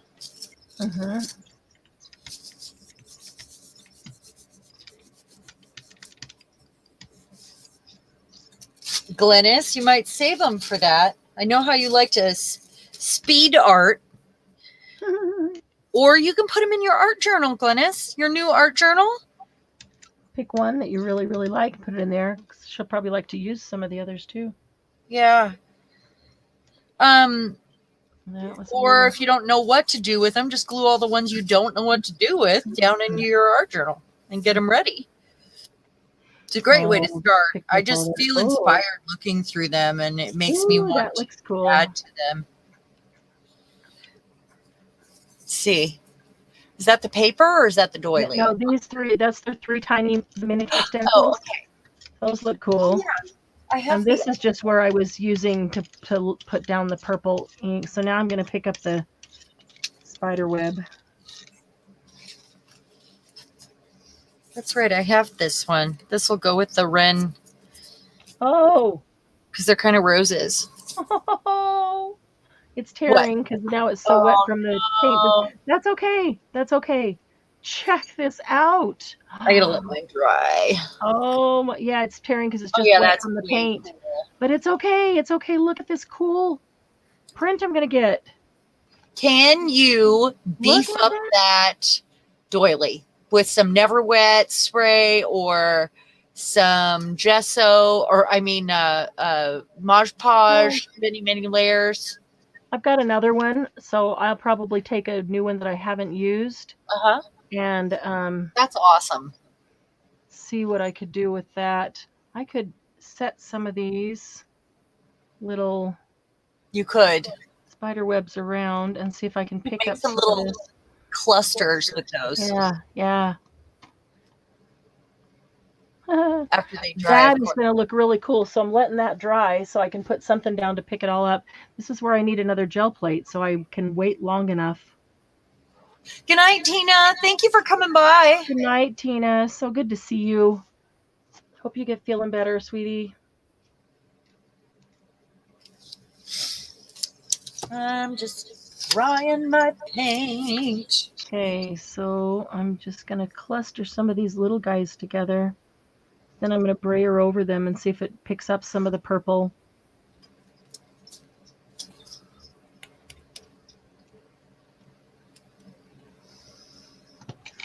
Okay. Yeah, probably not going to work so much. Just destroyed them. That's okay. Set it down off in the distance and try not to mess with it. Maybe you'll get some out of it. Yeah. I've got several more of them, so I think I am going to take one and spray it and try to make it forever. Seal it. Yeah, seal it so it can actually be a stencil. That'd be pretty darn cool. It would be. I need to do something. I don't want a spider in the middle, but do something in the middle. Yeah, I wouldn't want a spider either. I would use that all the time, but not not just for Halloween. I just love the design. Right.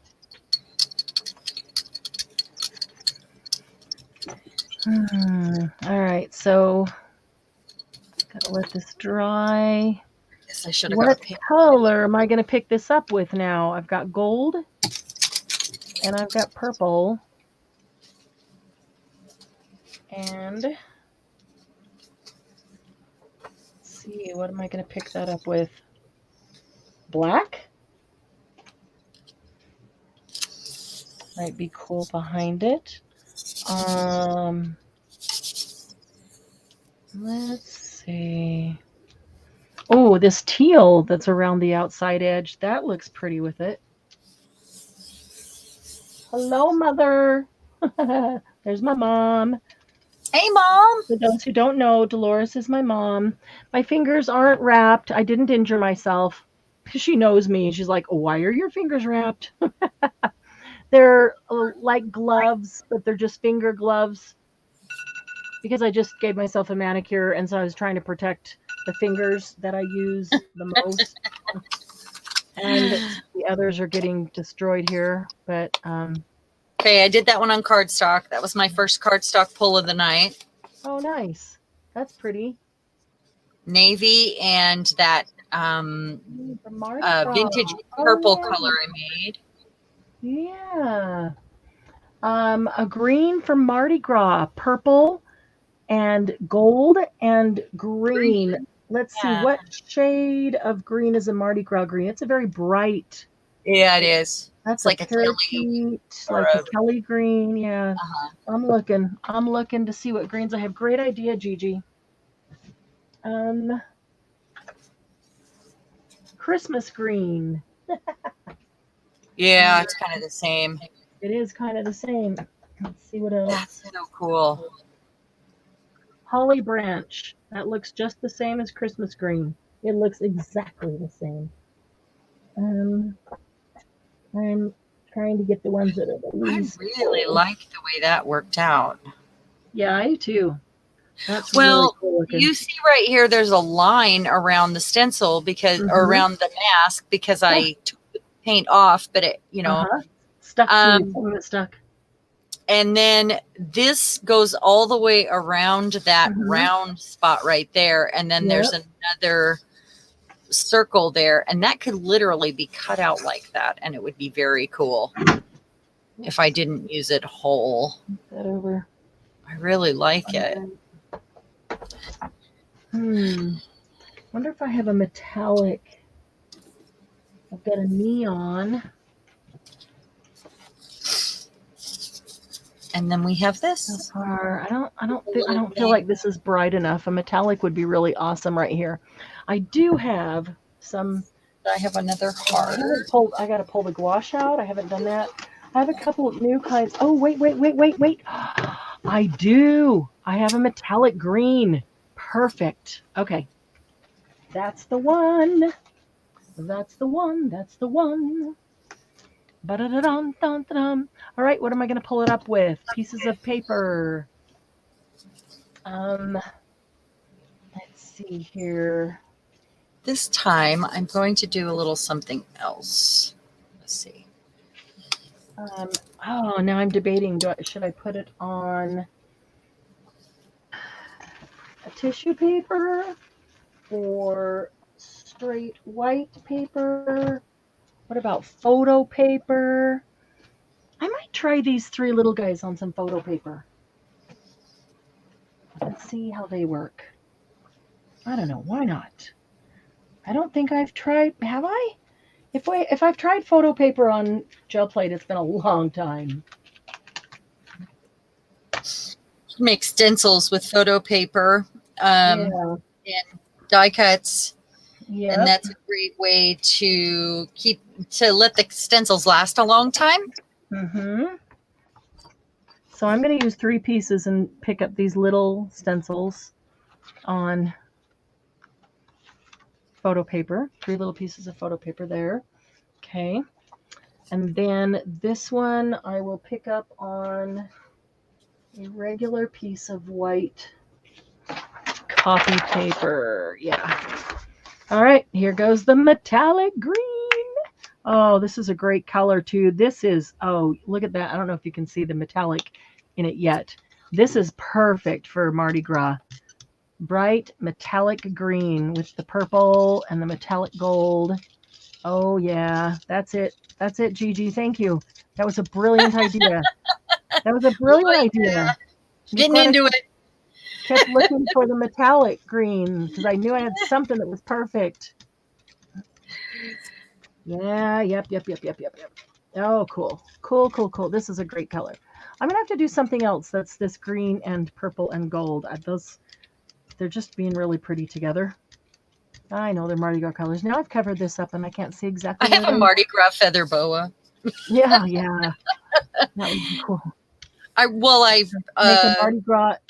Gigi, are you making a Mardi Gras journal? Are you?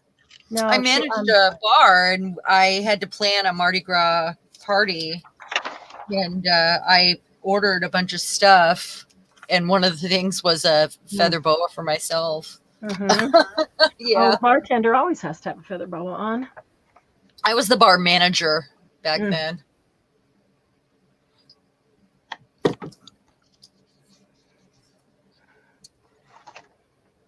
All right. Next. I hope this works to pick up these three little guys. They'll just be cute on photo paper. Oh, they said no photo paper. It will ruin your plate. Why? Well, too late now. Off? Even if there's 2 or 3 layers of paint underneath it? I hope it won't. I'll pull it fast. I won't let it sit there too long. Uh-oh.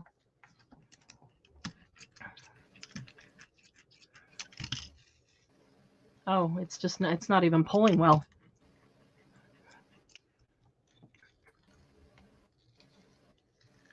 Oh, that one pulled well. There we go. Oh. Lost me a minute, didn't you? Oh. What? Oh, you froze for a second.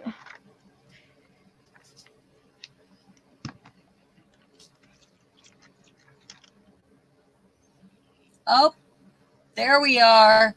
You lost me for a minute. Yeah, you froze for a second.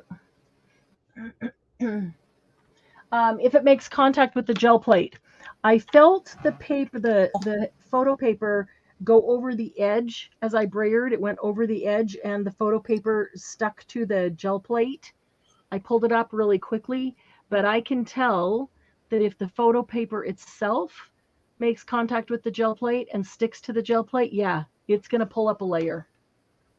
It's definitely going to pull up a layer. But as long as there's plenty of paint there, look how cute. This will make a cute little ATC. That's really pretty. The colors are gorgeous. I got to go over my garbage can with this. I'm going to have to do some with purple on it because now the purple's not showing up very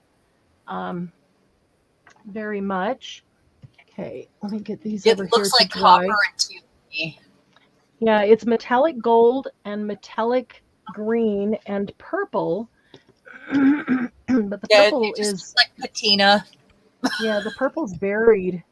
Yeah, that's one distress ink that I don't have that I really want. What? The patina. Oh yeah, I don't have that one yet either. Yeah.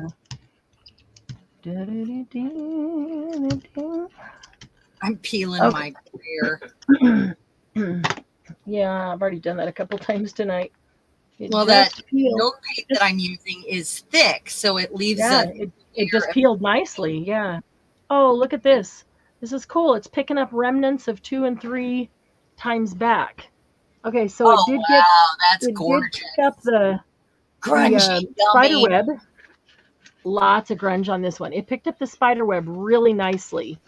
And then it's got a few of the hearts. It's got some of the squares. It's got grunge from several layers back. Wow, I didn't even know that yellow was still on there. I love that. Yeah. And some of that pink and teal, the hearts. That one's really cool. That light is really causing a big old glare. The light and the metallics do not play nicely together as far as being able to see them on camera. I'm going to put down Sorry, I'm still like peeling over here. a light ivory and see if I can just pick up another print of these guys. Maybe not a light ivory, maybe this thin purple, because there's still a lot of metallic gold and metallic green right here, but I can still see the images of those 3 little stencils. So I'm wondering if I can just pick up another print of those 3. That would be cool. And me, I'm going to do a mid-level color. I think I'm going to go with the green. I'm not really super positive. And pull out a different stencil now. And let those, because I did those in the navy. And I want them to be the first thing in the, in the front. Mm-hmm. This one I'm gonna do on tissue paper. That one isn't gonna go all the way up, is it? These are Martha Stewart furniture things, stencils. Oh yeah, I've got some of those. I've got some of those. They're good designs.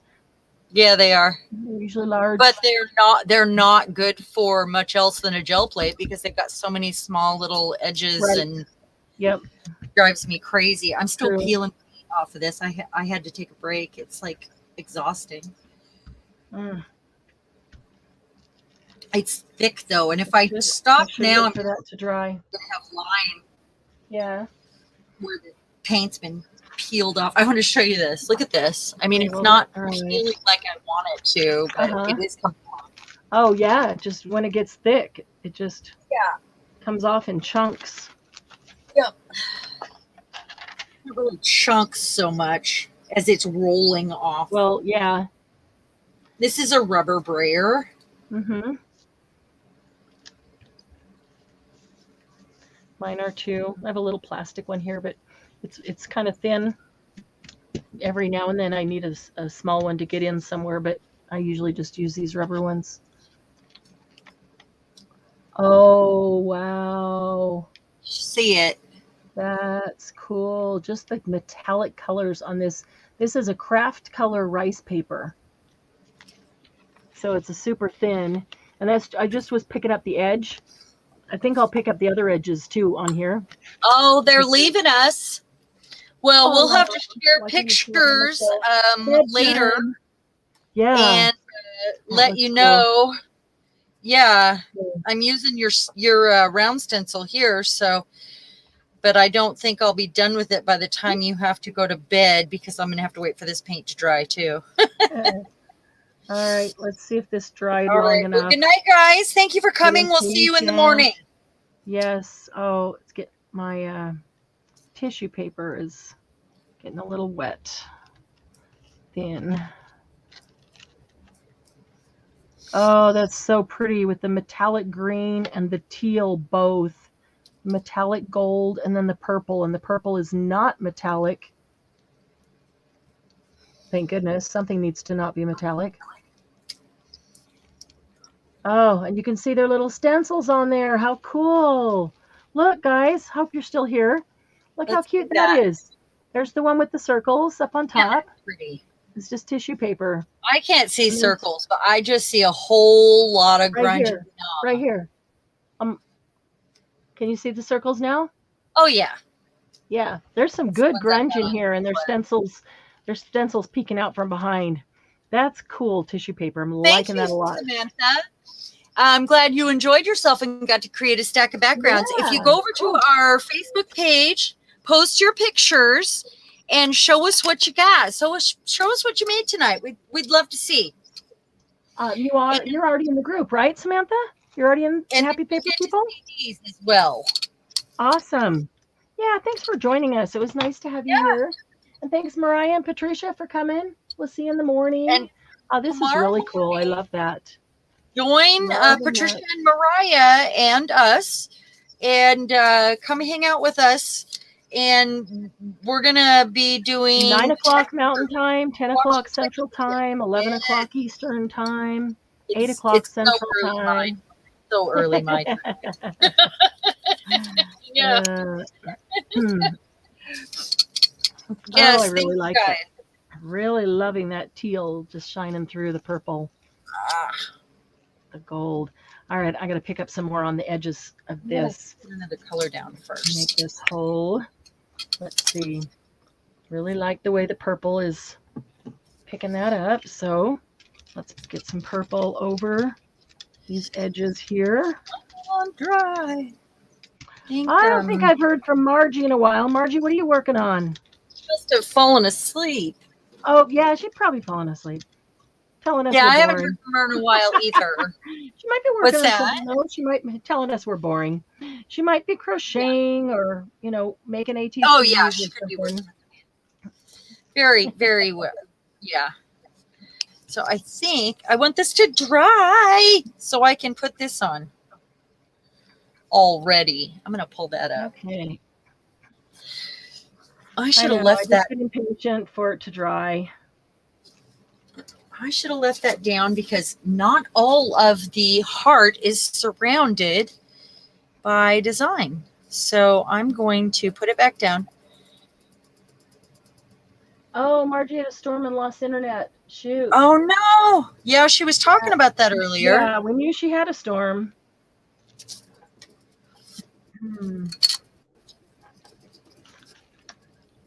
And hope that it's dry enough.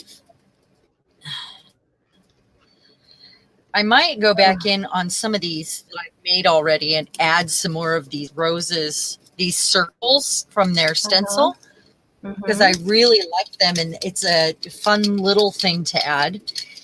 And I'm not all about the flowers, but I could be all about those little circles that are implying a flower, Right.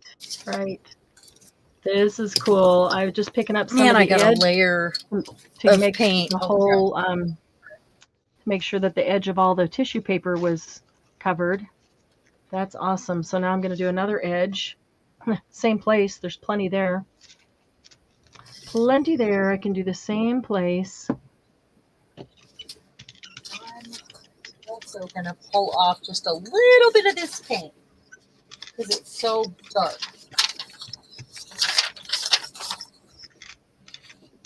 Just barely tapping it. Okay, now get this edge down. Oh my God. Look at that. It happened. Oh, I like it. Like it a lot. That was just, I barely touched it. Barely touched it to get that. I had a butterfly mask that I wanted to use tonight. And now I put it in here. The question is, where is it now? I'm going to do a little finger painting on here, I think. I'm liking that with the mask. Oh, here's another one that I like. I'll try to get that. Amanda, we've talked about doing alcohol ink on the gel plate. I don't think we have yet. We did do alcohol inks recently, though. We did. It just wasn't on the gel plate. Yeah. I actually have some alcohol inks sitting here. Maybe we play with them. Try some out. I'm using my fingers only so I can mix in a little of the color that's on here. Yeah. I'll pull it with this color, but I also want to mix in a little bit and lighten this up. Do a little, little fun with fingers. Man, I'm still looking for a certain stencil that I know I brought over here. But if I can't find it. And if anyone's lucky enough to buy this journal, you'll have my fingerprints, I guess. That's right? Funny. Little DNA. Little fingerprint. Little DNA from Sharon. Yep, that's right. I'm just doing a little color mixing with the paint that is still wet. So I'll get many shades of that same color. Mm-hmm. And we'll see how it looks. Yeah. Okay. Oh, I've got a bunch of stencils here that I really wanted to use. I would be smart to just pull out like 3 or 4 stencils That's what I say every Not time. the And whole then drawer. I pull out a whole bunch because I want to use them all. Yeah, that's just that whole mentality where we want to do it all. We want to do all. We want to do it all. We want to do it all right now. We want to do everything. That's right. Okay, where's the mask that goes with that one? Not sure. Oh, whoops. I left that on a little too long because it's tissue paper. It's very gentle anyway. And oh, this will be beautiful with collage, though. Even if it's a little torn apart, I can just tear it up and use it for collage. I Hey, love what Lori. that did on the tissue paper. Hi, Lori. Good to see you. Thank you for the thumbs up. That's so sweet. Oh, we appreciate that, guys. We do. If you've had fun tonight, if you've found value in any of this, to give us a thumbs up, that'd be most awesome. Or at least like looking at gel plate pulls. Yeah. I mean, value in just watching. Yeah. Instead of you. Getting messy. Lori, that's really sweet of you to stop by just to make sure you can get a thumbs up. Yes. Thank you so much. All right. How about Lori? Wait, Lori? Do you have a channel? I don't think she does. She has a channel. She has to have a channel. If you're on YouTube, you have a channel. But I don't think. I mean, do you have a? Yeah. I don't think she does videos or lives on it. If that's what you mean. Well, I'm wondering if we can show support in the same way. And I was, Yeah. Anybody who has a channel, if you can't put your link in there, but you can put in the name of what your channel is in chat. Put the name of what your channel is if it's different than your name, and just tell in a few words what it is that you do. If you do you do videos? Do you do sales? Do you do I don't know, gel plates? Maybe there's something in particular that you like to do, tutorials, and that's all the one thing that you focus on. Put in there what you do if you would like to get some subscribers, and let's support one another. That's a lovely idea. I love it. We always appreciate support, and this community is big enough for everyone. In fact, you can't be anywhere in this community alone. So no, we need to take everybody along with us in everything we do. We help by building each other up. Yes, exactly. Yep. Come on, dry. I keep adding stuff. Better people by building others up. Okay. Let me think here. Excuse me. Alcohol ink. So there's a couple things I'm thinking of, a couple of ways that we could do this. I thought I had a bottle of a Vicky Bouton. Oh man, that was too much paint. There it is. Okay. I've got a Vicky Bouton acrylic glaze right here.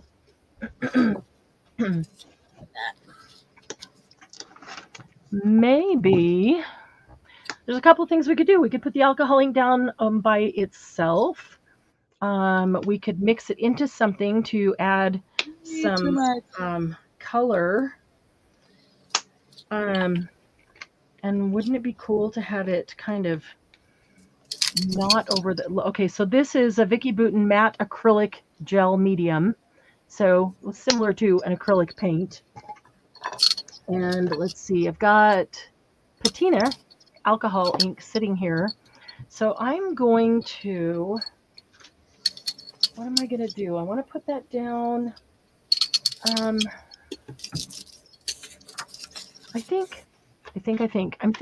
thinking, just give me a second to think. I think I'm going to put down a little bit of this antique white to be on the base. I said a little bit, not a lot of it, but got a lot of it. That's all right. I'll just go over the whole entire gel plate, do something else with the rest of it. Okay, I just wanted to go over this little section, but now I need to let it dry. way more than I needed.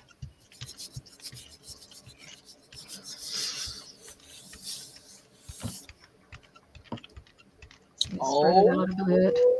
Spread it out will help it dry. Did you get something cool? Yes, very much. I think those are my colors. Look at that grungy goodness after I finger painted. Oh, yeah, I like that one. It looks rusty. Yeah, I like that a lot. That's how you add layers of texture and layers to look at. I mean, the layers to look at are visual texture. Are you talking about mine? Yeah, I love it. I was just saying to everybody, that's how you add layers of texture. You know, visual texture. That's cool stuff to look at. That looks really neat. Well, I'm all about that. That all was about a great page. Texture. Oh yeah. That is why my Etsy channel is Texture Muse. Yeah. That is what I love. Okay. Or my Etsy shop, my Etsy channel. Whatever. As soon as we heard Etsy, we knew what you were talking about. So I didn't even hear the channel part. I just heard Etsy. That is funny. All right. Then I'm going to overlap a couple of these onto the heart like it happened in the first place. Kind of like when I use a paper doll and I have them coming out of the frame or same sort of perspective, forced perspective. Okay, so I hear an echo. Yeah. It does take a long time to dry, Mary. That's why I like having more than one gel plate. So while it's drying on one, I can be doing starting something on the other one. The other thing is, the thicker the paint is, the longer it takes to dry, and I frequently get too thick a paint. So, maybe you're like me and you put too much paint. So, I have a little acrylic plate here. I'm going to put some of this. I'm going to put some of this can't wait to share this gel medium on here. Come on. We'll try alcohol ink in a couple of different ways. So this is an acrylic gel medium that is just really much like an acrylic paint. I'm going to... Oh, Gigi, have a good night. Thank you so much for coming. Good night, Gigi. Get some sleep. Thanks for being here. I know you'll pull out your stuff and make some and get us pictures whenever you're up to it. I'm so glad you made it, Mary. That's awesome. Yes. Thank you so much. Good night, Mary. She's learning Mary's not leaving. On her paint Mary's not leaving. Mary's not leaving. I'm not saying goodbye to you yet. Mary, I do too. I have a heavy hand and I put down too much paint frequently. Is Glennis going too? Oh, I see Margalo joined us and Maribel joined us, but I didn't get to say hello earlier when you were talking and I didn't want to interrupt. No. Okay. Mary's still here. Glennis, are you leaving? I did not see Glennis say she's leaving. Okay, I just added a little patina alcohol ink in with this gel medium. I think maybe I need to add more. I'm going to put this right here. I'm going to add a couple drops more and make it a darker patina. Have another plan. But I actually don't want it completely mixed in, I think. Okay, and now I put down this stencil. I'm going to just pick this up and put it over the stencil.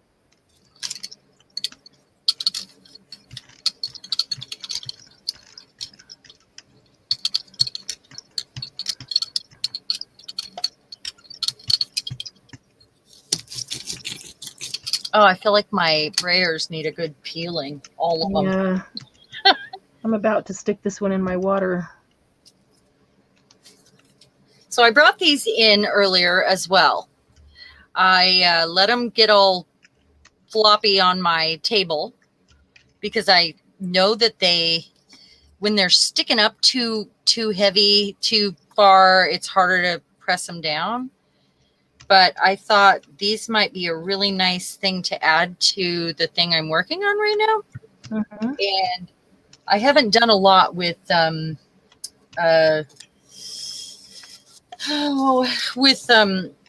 botanicals like this. I mean, I've done a little bit, but not a lot.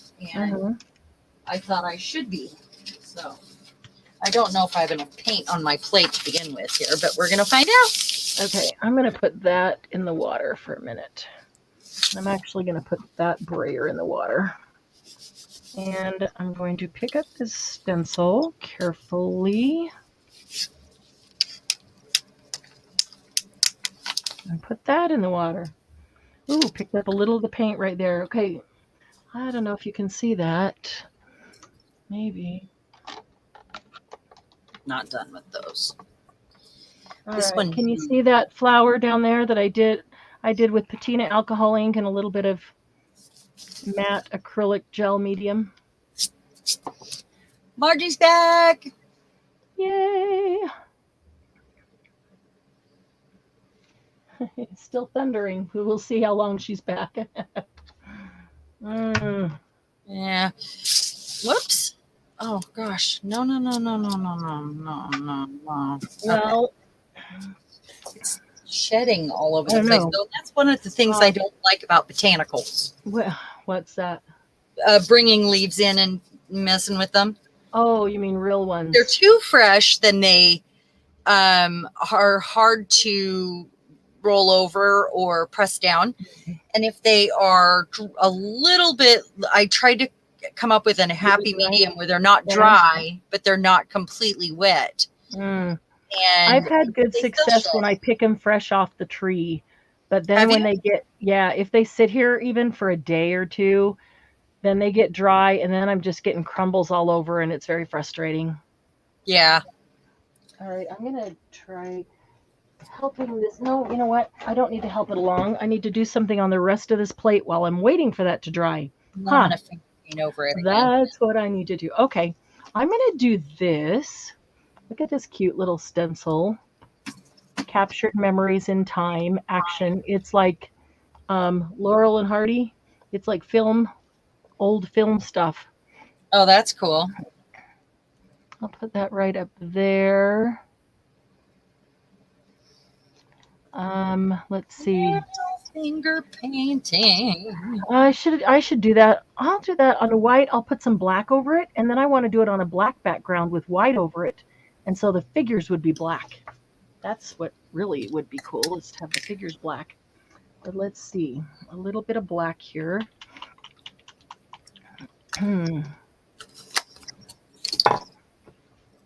So you can put your paint on with a brayer. You could put your paint on with a stipple brush. You could put your paint on with a credit card, scrape it across, or with one of these kinds of foamy brushes. They've seen me do many things tonight, including my fingers. You can do any, Well, I did my fingers when I had a lot of ink on there. I thought I had a couple of credit cards sitting here. Maybe I don't. I'm going to grab this, though. This is a really cool texture. I'm going to put this right here.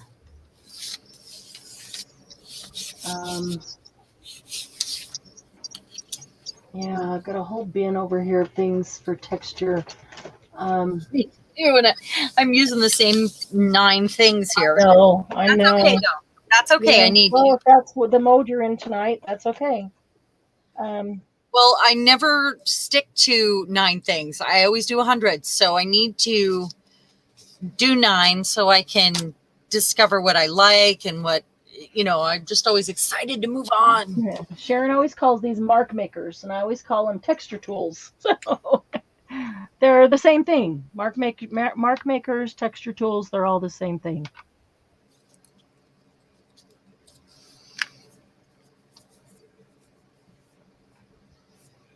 All right.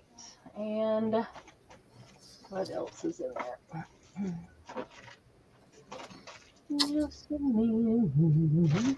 Oh, so I said don't use cookie cutters because you don't want to cut into it. But Right. here's the exception. This is a Tupperware cookie cutter, so it has no sharp edges. It's just plastic. You could use Oh. that. You could definitely use that. That's in my bin. Oh, well, I taped this down, but it is not holding anymore. Sorry, I'm sliding all over the place. That's all right. You do what you gotta do. These little rubber things that on the bottom of drawers are good. That's a Shelf liners? yeah, that's what it is. Shelf liners. They make good texture. Really good. And you can even spray through these. I do a couple things like this. They'll just be good borders or good strips of something. I even this comes off of the top of something, a 2-pack of something. I can't even tell what it was. But you know, like juice or whatever it is. It's probably agave from Costco. It's noticing the color. But yeah, you can put that down and get some cool texture. You can spray over that. Or you put your paint down and then you set this down and just press it into it and lift it up to get the texture. These little edges of your ribbon and thread and things like that, you can just collect. No, not on my rose. All right, where's my Cardboard. Where? It looks like a beehive if you do it right. And this is one of my favorite ones. I don't, but I'm not. Woo! Good thing that's almost dry. What's collect that? A whole bunch of different size circles of these, and then you can lay them out and use them as design, shape, all kinds of stuff. These little things, centers of tape rolls. You can just, put paint down and then go around and make different circles or dots anywhere.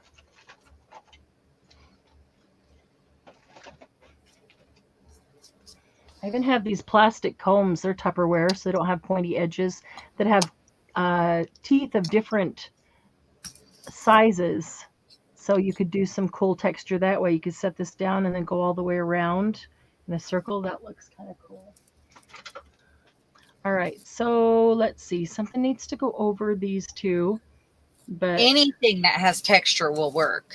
Yeah. That's the best part. Yeah. Anything that's not going to hurt your plate. Right. Any old texture. Yeah. Anything that you don't mind getting a little paint on too. I mean, obviously.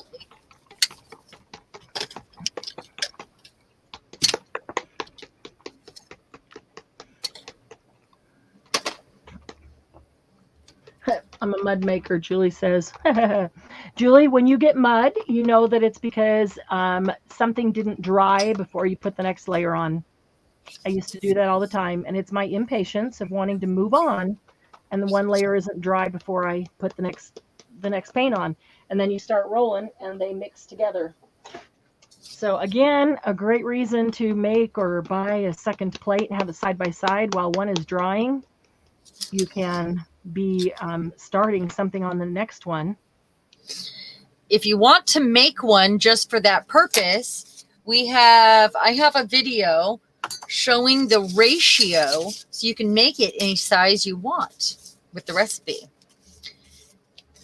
And I experimented with it so that it would accept ink and to get it to the texture that I felt like the gel plate was, like the original, the kind you buy at the store. Okay, that's not working so well. I need you to dry. This, I never noticed this stencil has little fleur-de-lis. I barely use these stencils, except for one of them. Because all of them are so pokey. They get caught on each other and they... Oh, yeah. It's annoying. That didn't work. Spraying between those, it works better with paste or paint. So I'm just going to pick that stuff up on here That's Tattered Angels, but because it's wet, it's bringing up some paint with it, which is fine. Because the Tattered Angels has a shimmer to it, and then it brings up some of this paint. And just adding it to this onion skin paper where I hadn't put anything on it yet. Does all Tattered Angels have a shimmer? Or does the ink spray not? Don't they have an ink spray too? No. Well, I don't know. That would be a whole different line. If they do, I'm not familiar with it. But we were talking the other night about the mousse and how the mousse has that shimmer, and we were talking about how to knock it down. Yeah. Nuvo has a new line out now that is called Chalk Mousse. Oh, really? Uh-huh. Oh, I'm excited about that one. Yeah, chalk paint is matte. So yeah. Chalk Mousse, just for those who didn't know, Chalk Mousse is matte mousse instead of shiny. Very cool. Yeah, I knew you'd be excited. That's cool. Like, this is exactly what Sharon was asking for. Yeah. Oh, I wish we were having thunder and lightning. I know. Margie is. And oh, yeah, Julie, there is a spray without the glimmer. I thought there was. Okay. So it's going to be like Seth Apter's dye spray, probably, with that really transparent, nice, inky coverage, or lots of pigment, but transparent. Is that right? Oh, shoot. Already moved. That may not work. May not work. Should have done that with. Want this to dry. That's Come not. on, dry. And then I'm going to use white cream.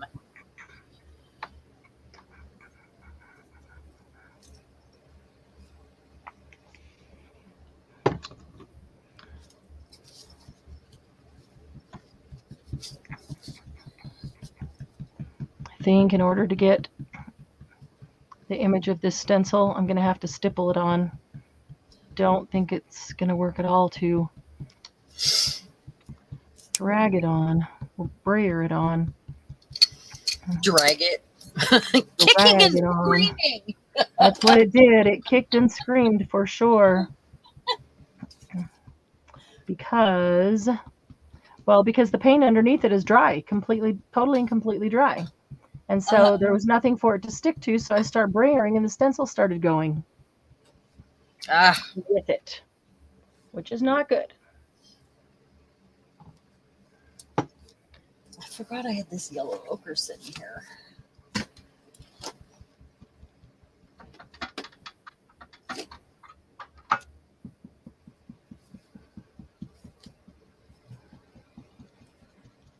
Come on.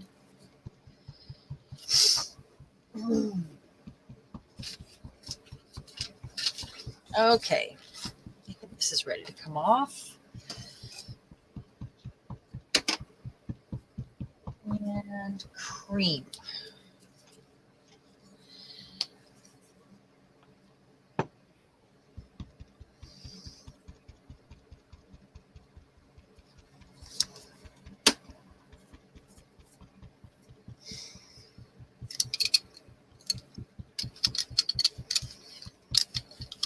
So that one end of the stencil may be a little muddy because the stencil started moving when I started brayering. So I just decided to stipple the paint on this stencil. Now you can't even see the stencil. This looks like a black stormy sky.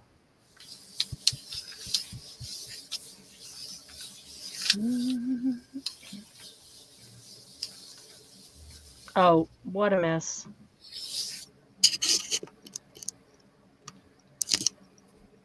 How's that? Oh, fix the camera. That did work on some of them. Oh, that worked on some of them, but yeah, a lot of it just really went right. Yeah, that's cool. A lot of it just went right underneath the stencil. So, interesting.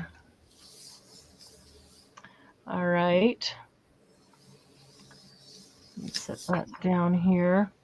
Okay, ready? I think this one might be very cool. We'll see. Cool. Hope so.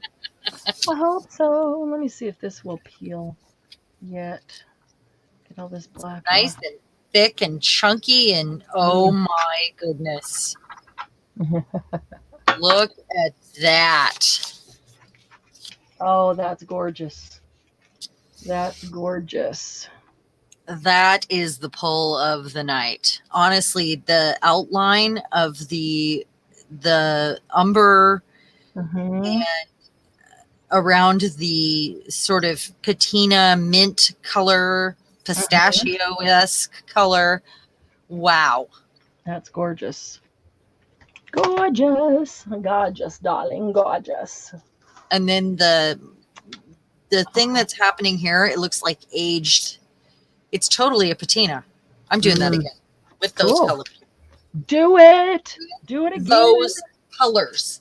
And maybe the other Martha Stewart. Do it again. Do it again. Okay, what am I going to pull this one on? I decided. Yes. How about on the gray? Okay, so I did this. Sienna. Maybe I'll mix a little brown in with that.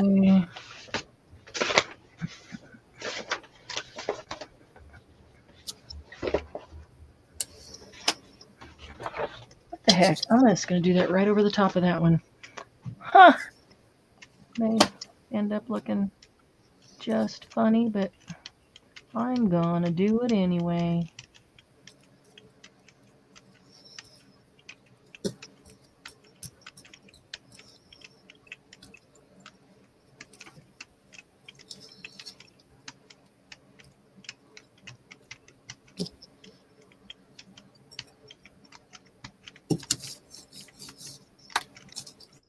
Okay, now we're going to put this off to the side.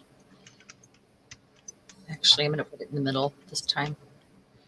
Because, whoa, kind of the middle. For those corners. Okay, tissue paper.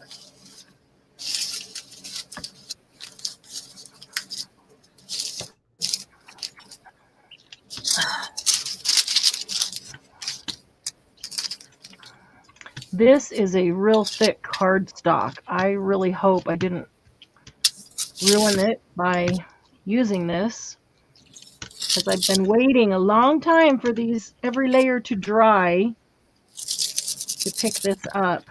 So I really hope it works on this cardstock. But that's what experiment is, right? Yep. I can always put it down again later. What I should do is one day clear off my desk and just put all my gel plates out around my desk, one all next to each other, and then start one, and then while it's drying, do the next. Get them all going.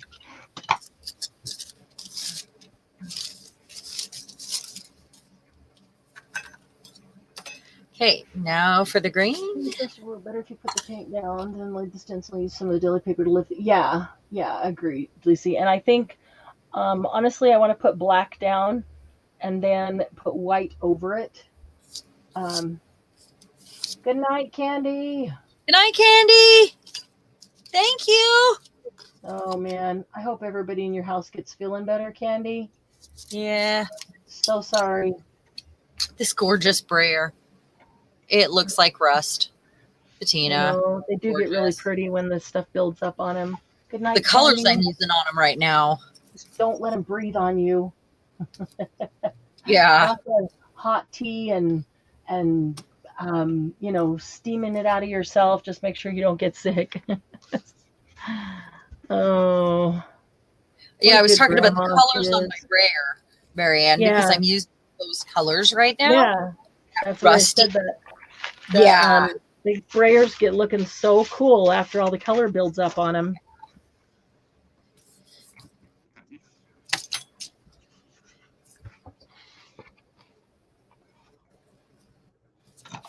Look at that. Oh, I already neat. know I love it. That's awesome. See if I can get some paint off of here. Okay, I'm gonna let this sit. I've waited long enough for it. I'm not gonna. I'm gonna have to do that again. Let's see.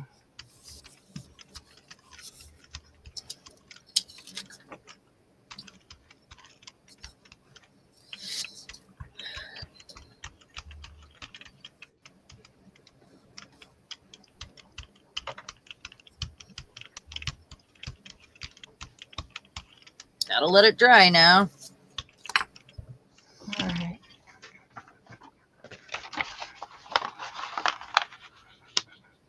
This paint is doing something special on here, being chalk paint. Cool. It's creating Pull out another some chalk paint. texture that I don't get regularly Mm-hmm. without a whole lot more work. Kind of, it's creating little cells. Mm-hmm. Interesting. Yeah.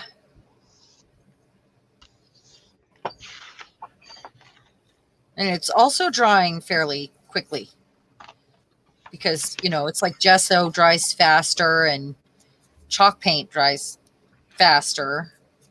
I only have a couple wet spots left on here. I can't wait to Oh, pull. there's the Find there's the film strip. There's the movie strip.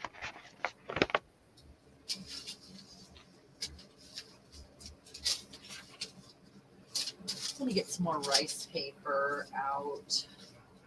Yeah. Sleep well, Candy. We'll talk to you soon.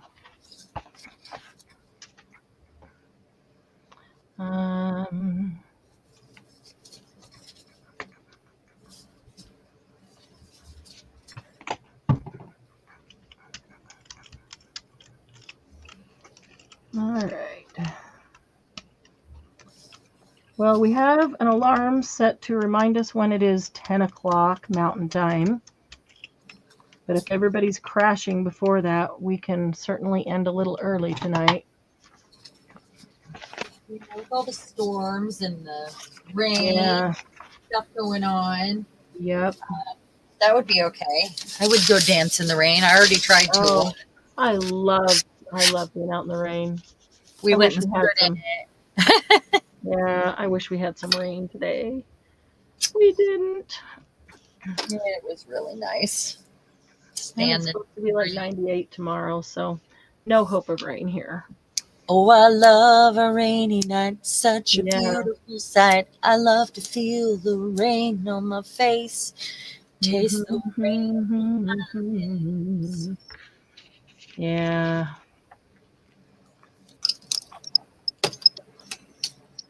Eddie Rabbit. My mom had that album when I was a kid, and that's my first memories of enjoying some music on the radio, you know, really? There was my parents' music that was always on the radio, and my dad had the band and whatever, but this was something my mom and I listened to in the car, you know. It wasn't dad, wasn't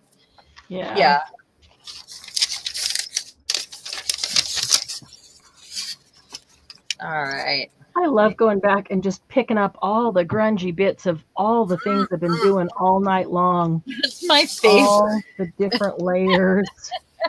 You know, and you get colors and grunge and bits of things that you didn't even know were there, or you forgot you used. Yeah. Oh yeah, I used yellow. Yeah, exactly. There's one bit of yellow there in the middle. You know? Yeah, I love that part. Yeah.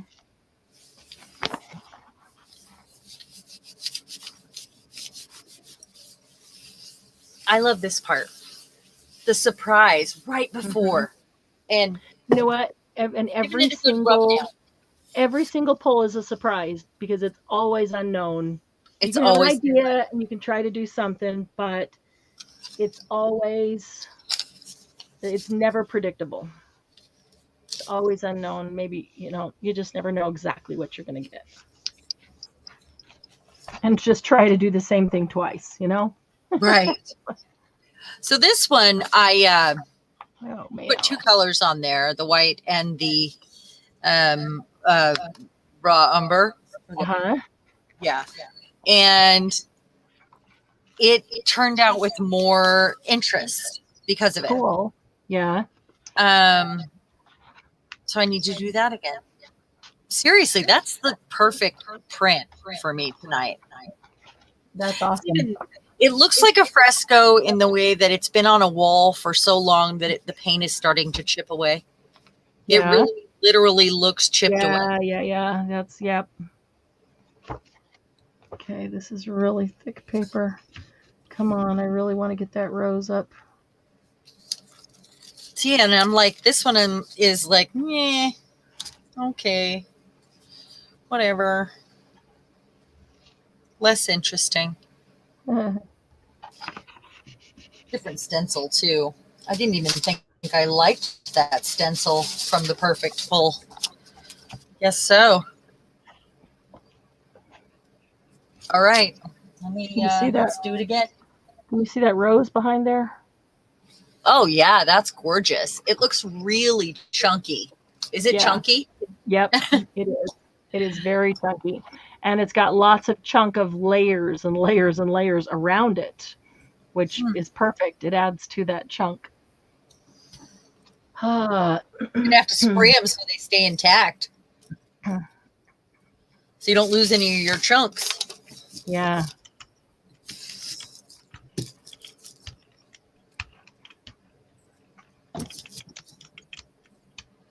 We're going to call this collection of papers that I'm doing tonight mint chocolate chip. Nice. That's what they look like to me. Cool. Don't they? I mean, they really have a mint chocolate chip color vibe. Yeah. Don't do that because now I'm going to want mint chocolate chip ice cream.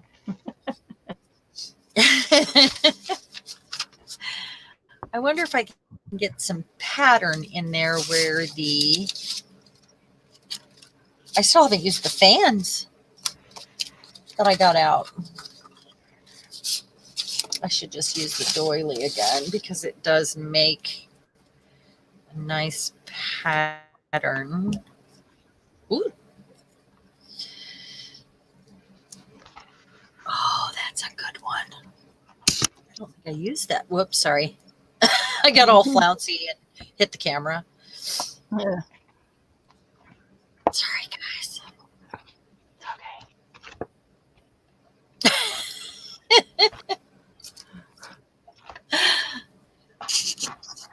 Sorry. Okay, I fixed it. Bill does that to me when I whisper. Funny. Oh, whispers back.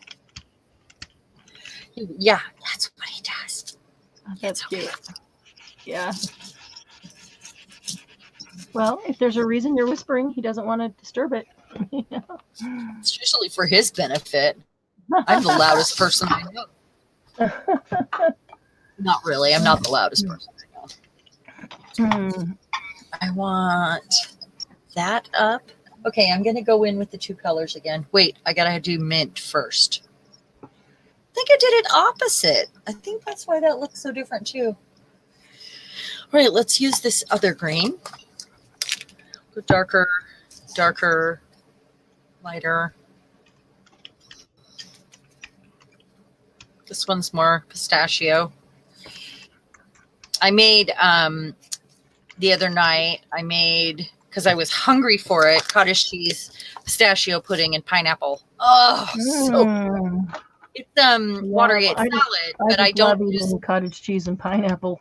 That's marshmallow and fluff in it. Don't do anything for me. I don't want the whipped cream, and I just want to eat it like a meal, So you're basically, yeah. Have you not had that?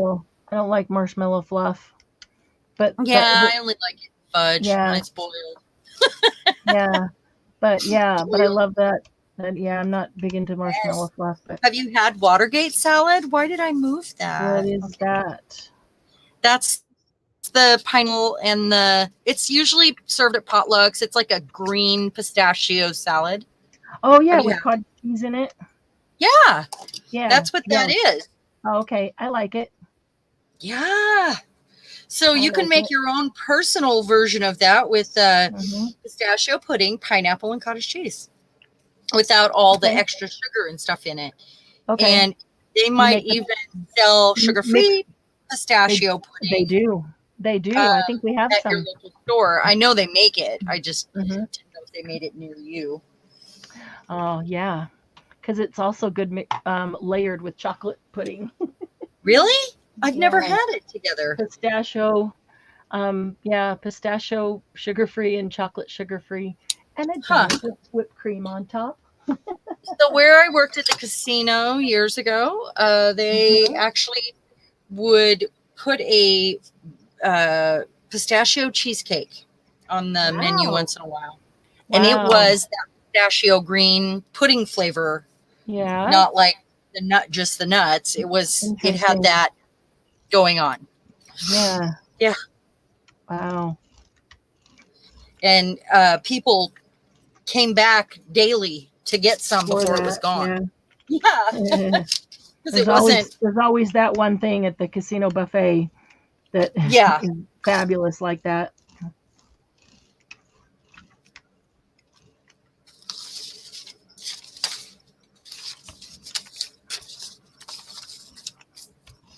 I've got prints sitting off to the side here that I was like, about.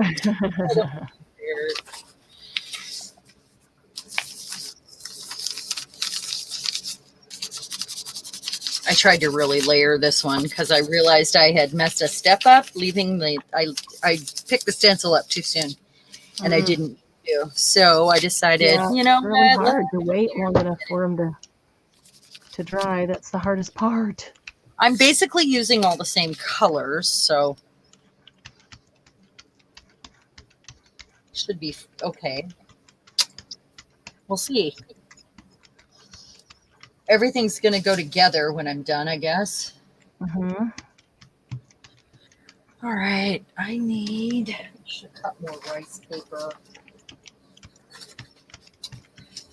It's just so much better than printer paper on the gel plate, I think, What's to that? play with. What? Afterwards, What rice is it? paper. Oh, rice paper. Yeah. Rice. Yeah, I do like It rice comes out paper. more like a tissue paper that you can Yeah, collage with easier. exactly. And not that I won't use these. It's just Mm-hmm. they're more fun for me and more versatile if I can put them on rice paper to begin with.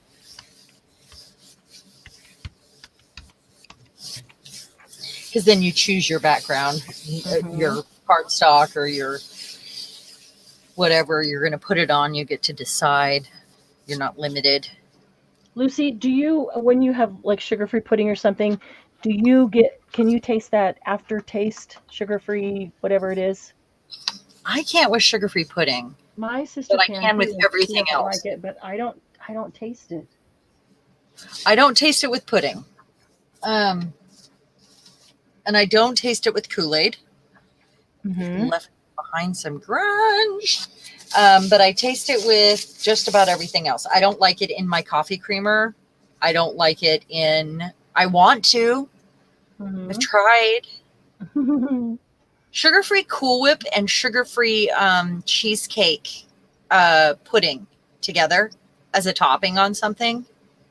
Oh my goodness. Did I tell you about that? On You brownie, did. technically. You did. And I made brownies and I mixed those up. Uh-huh. And you ate it before they got to the brownies. No. No? I was okay. It was okay. Really? Yeah, I wasn't I don't know.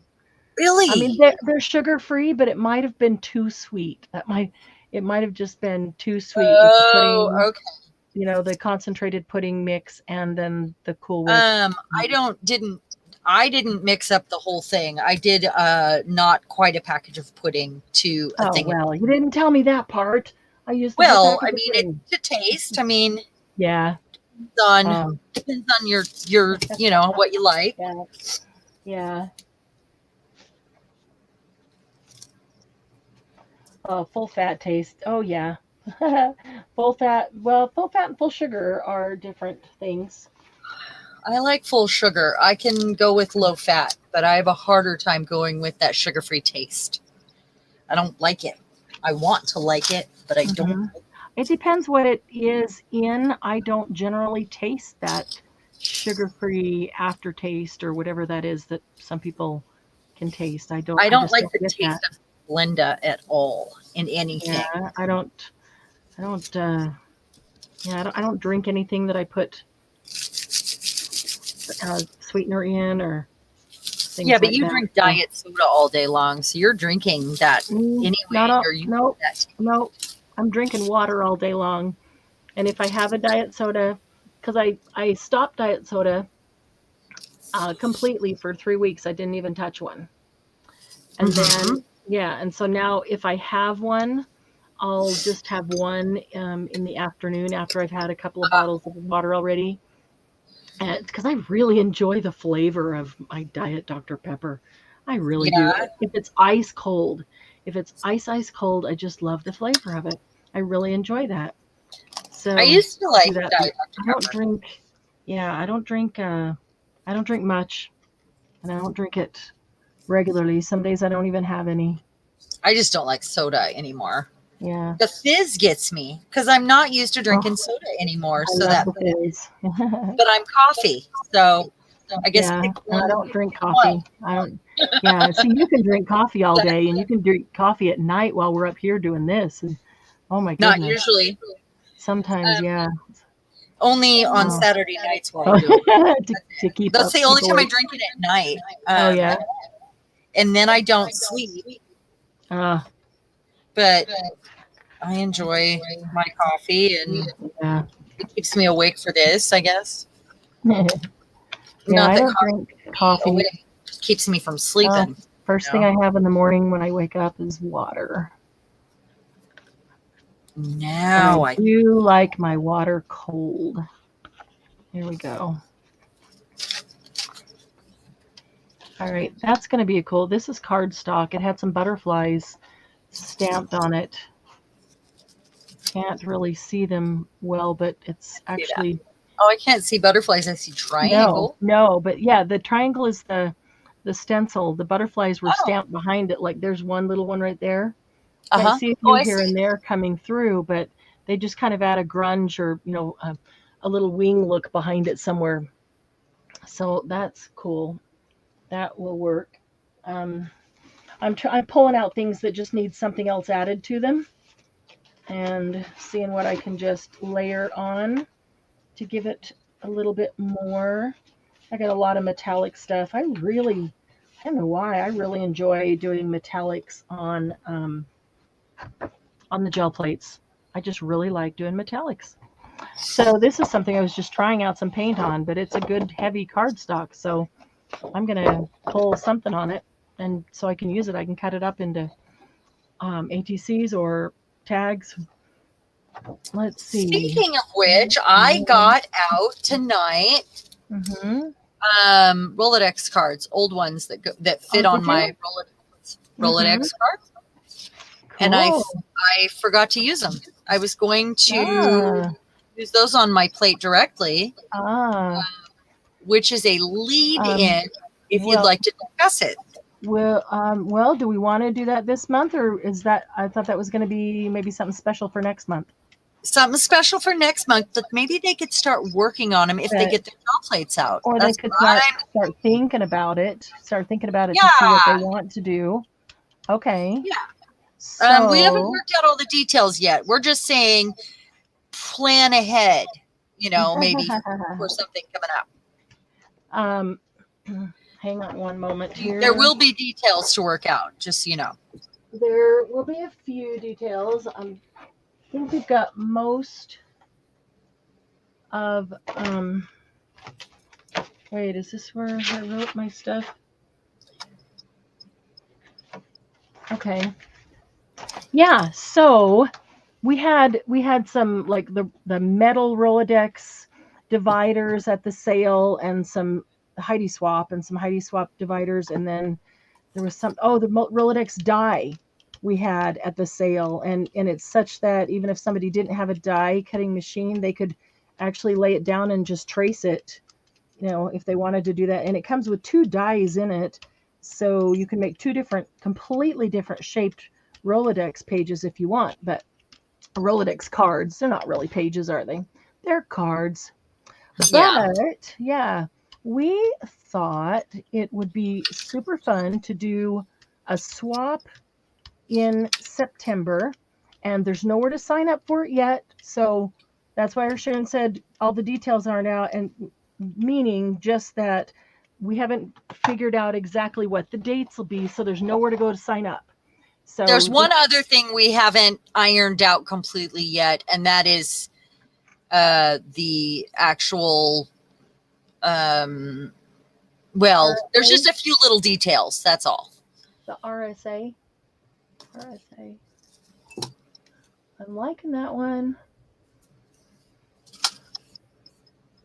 That's the last one we were at is the RSA. I like RSA, that. what are you talking about? Are you thinking? No, no. Okay. Um, Anyway, so here's the idea, and maybe you do want to get started on it, depending on what kind of time you have, because the idea will be that we'll make Rolodex swap art, and kind of like artist trading card or artist trading coin. The Rolodex card will be a piece of your art, Rolodex swap art, and but the thing is that everybody who wants to participate in the swap is going to want a Rolodex card from everybody, right? You're not going to want to swap with one person and get one Rolodex card. So we don't know yet and how many we're going to need to make, and that might determine how long it will be open for us to make them. But you could do it en masse. You could do a what am I trying to say? Conveyor belt kind of thing. What's the word for that? assembly line. Assembly line. Thank you. Where you're pumping out a whole bunch that you have an idea and you want to put that down as your piece of art, and they're all going to be the same, or they're all going to be extremely similar, or every one of them could be different. Maybe you use some of your gel prints on them, and so they're all the same concept, but everyone will look different. That is completely up to you. So let's see. We'll probably put a feeler out, an inquiry post before we do it, seeing about how many people will be interested, because that'll give us an idea of how many we'll each have to make. And that way we can set the dates, with expectation being reasonable. I mean, we don't want to say it's, you've got a week or 2 weeks if we have to make 45 of them. So we do want a reasonable expectation on that, right? Yeah. So then, if however many people want to participate in the swap, and it will be worked out that if somebody is going to receive, they will send, they will be sending them out as well. So if there's 40 people that want to participate, or 20 people, or 15, or whatever it is. That's however many. That's however many Rolodex swap arts we will make. And then we'll send one to every single person that's in the swap. And every person that's in the swap will send one to us. And unless they will have our information on the back of them too, so we have future rack lists or whatever. And just like any other art that you make, on the back you'll want to sign it with your name, and if it's one of however many in a series, or if it's an original, and you put the year or the date, however you typically sign yours. And then if you want to, put your name and address on the back so that in their Rolodex they actually have your contact information. Maybe they want to send you a rack. Then it's literally an address Rolodex at that point. That would be okay too. And that's completely up to you whether you want to put that on or not. So, I mean, there could be a couple little twists and turns based on, how many people decide that they want to participate. So I mean, if we literally ended up with 100 or 200 people that want to Oh my participate, gosh. well, then it will be Something else. organized accordingly. And so you don't have to send out 100 or 200, you know. It would be broken into groups and you would do it with your group. But if someone wanted to participate in more than one group and they wanted to send out 100, they could do that. But nobody's going to have to do that. But, you know, we don't foresee at this We would point work out there the would be details. Yeah. that many people participating. No. I mean, not everybody likes to participate in them. You know, we don't have swaps regularly. When we do, they're a special occasion. So, yeah, a lot of times people want to participate just because it's a rare kind of thing and just something fun.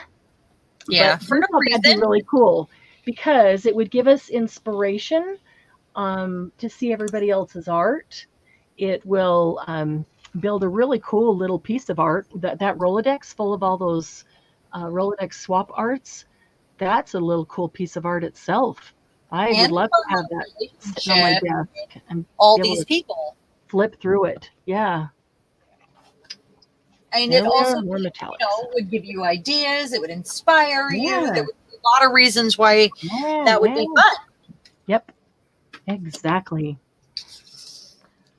So yeah, so tuck that in your back of your mind, but that will be a special event for probably for September before we get really into the holidays. Walked into the holidays. Yeah.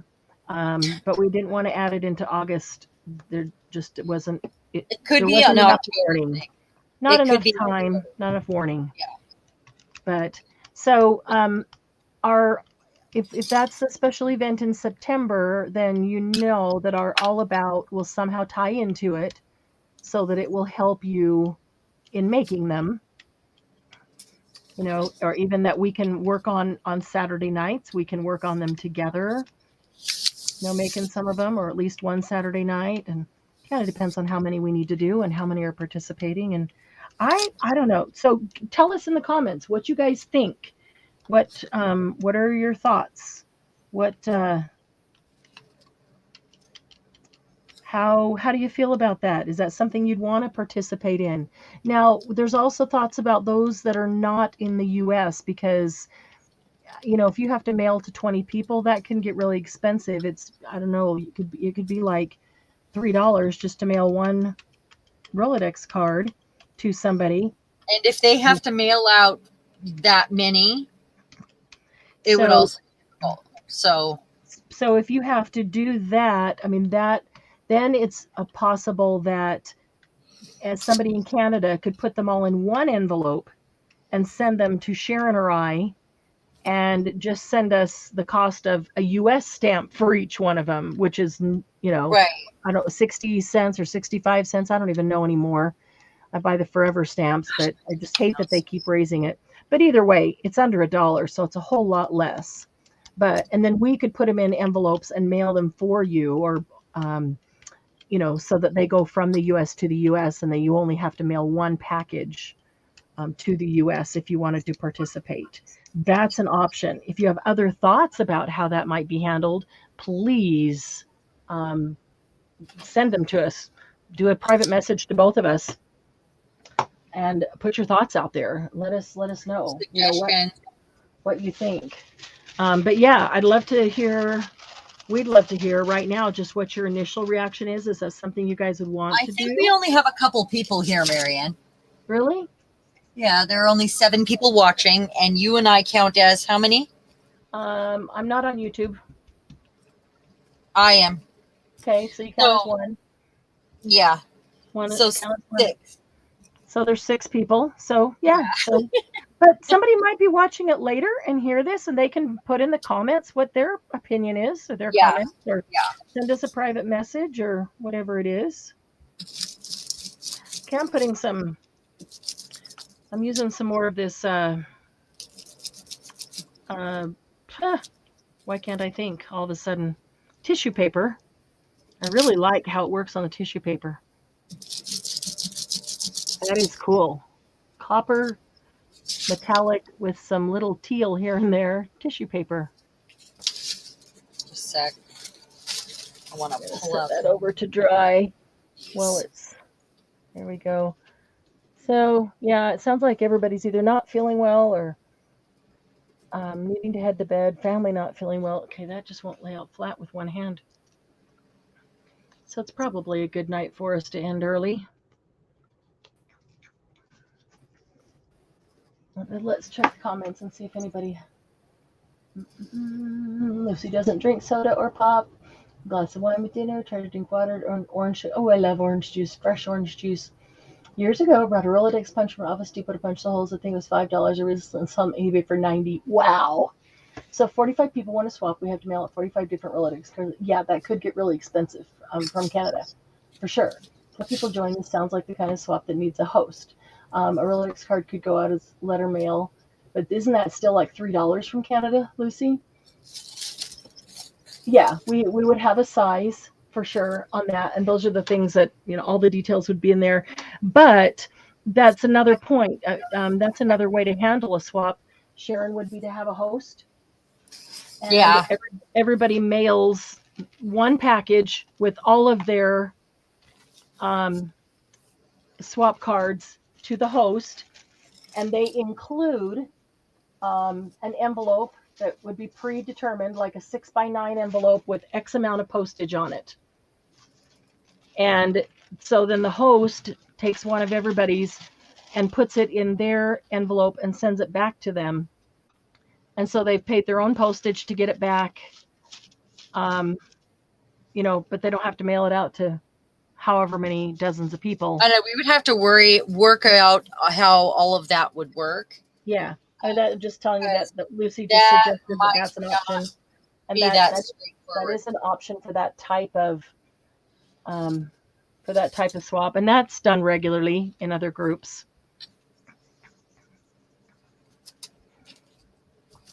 Because, yeah, that would be my thought, Lucy, though, is that nothing gets mailed out or nothing goes to a person until they, well, if we had a host, that would be one thing. They would just go to the host. But if they were being mailed to each other, everybody would have to show pictures of theirs to show that they're complete before we start mailing out.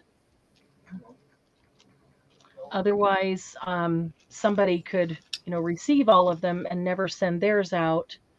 And that's not fair to somebody or to everybody. This is so thin, but so cool looking. Oh, so wet. I'm at the point where I need to clean my hands. Yeah. Yeah, I'm and my desk too. And my stencils. I think I'm at the point where I'm ready to, I'm willing to end a little early tonight. I think most people are probably at that point too. What time is it? Are we close in way? Oh, yeah. Well, we're within 8 minutes. We're not early. Oh, yeah. I thought we were early. We're not early. What are you talking about? We're not early. All right. Let me pull this one up here, and we can end up here. Me too. I want to put another acrylic paint. Acrylic paint. Just want to really press that in and give it a pull. All right. So thanks for joining us, everybody. Thank you, guys. Sleep well. Whoop. Good night, Glennis. Oh, good night, Doug. Oh, hello, Doug. Hello, everyone. Good night, Glennis. Thank you so much. Good night, Glennis. Good night, Margie. Good night, Margie. Good night, ladies. Good night, John Boy. Good night, ladies. Good night, John Boy. We'll see you all soon. Good night, Julie. Julie says good night. Good night, Julie. Hey, post your pictures of your favorite pulls tonight on the page, and we'll do the same. Thank you so much. Have a good night. Love you. Okay, good night, Karen.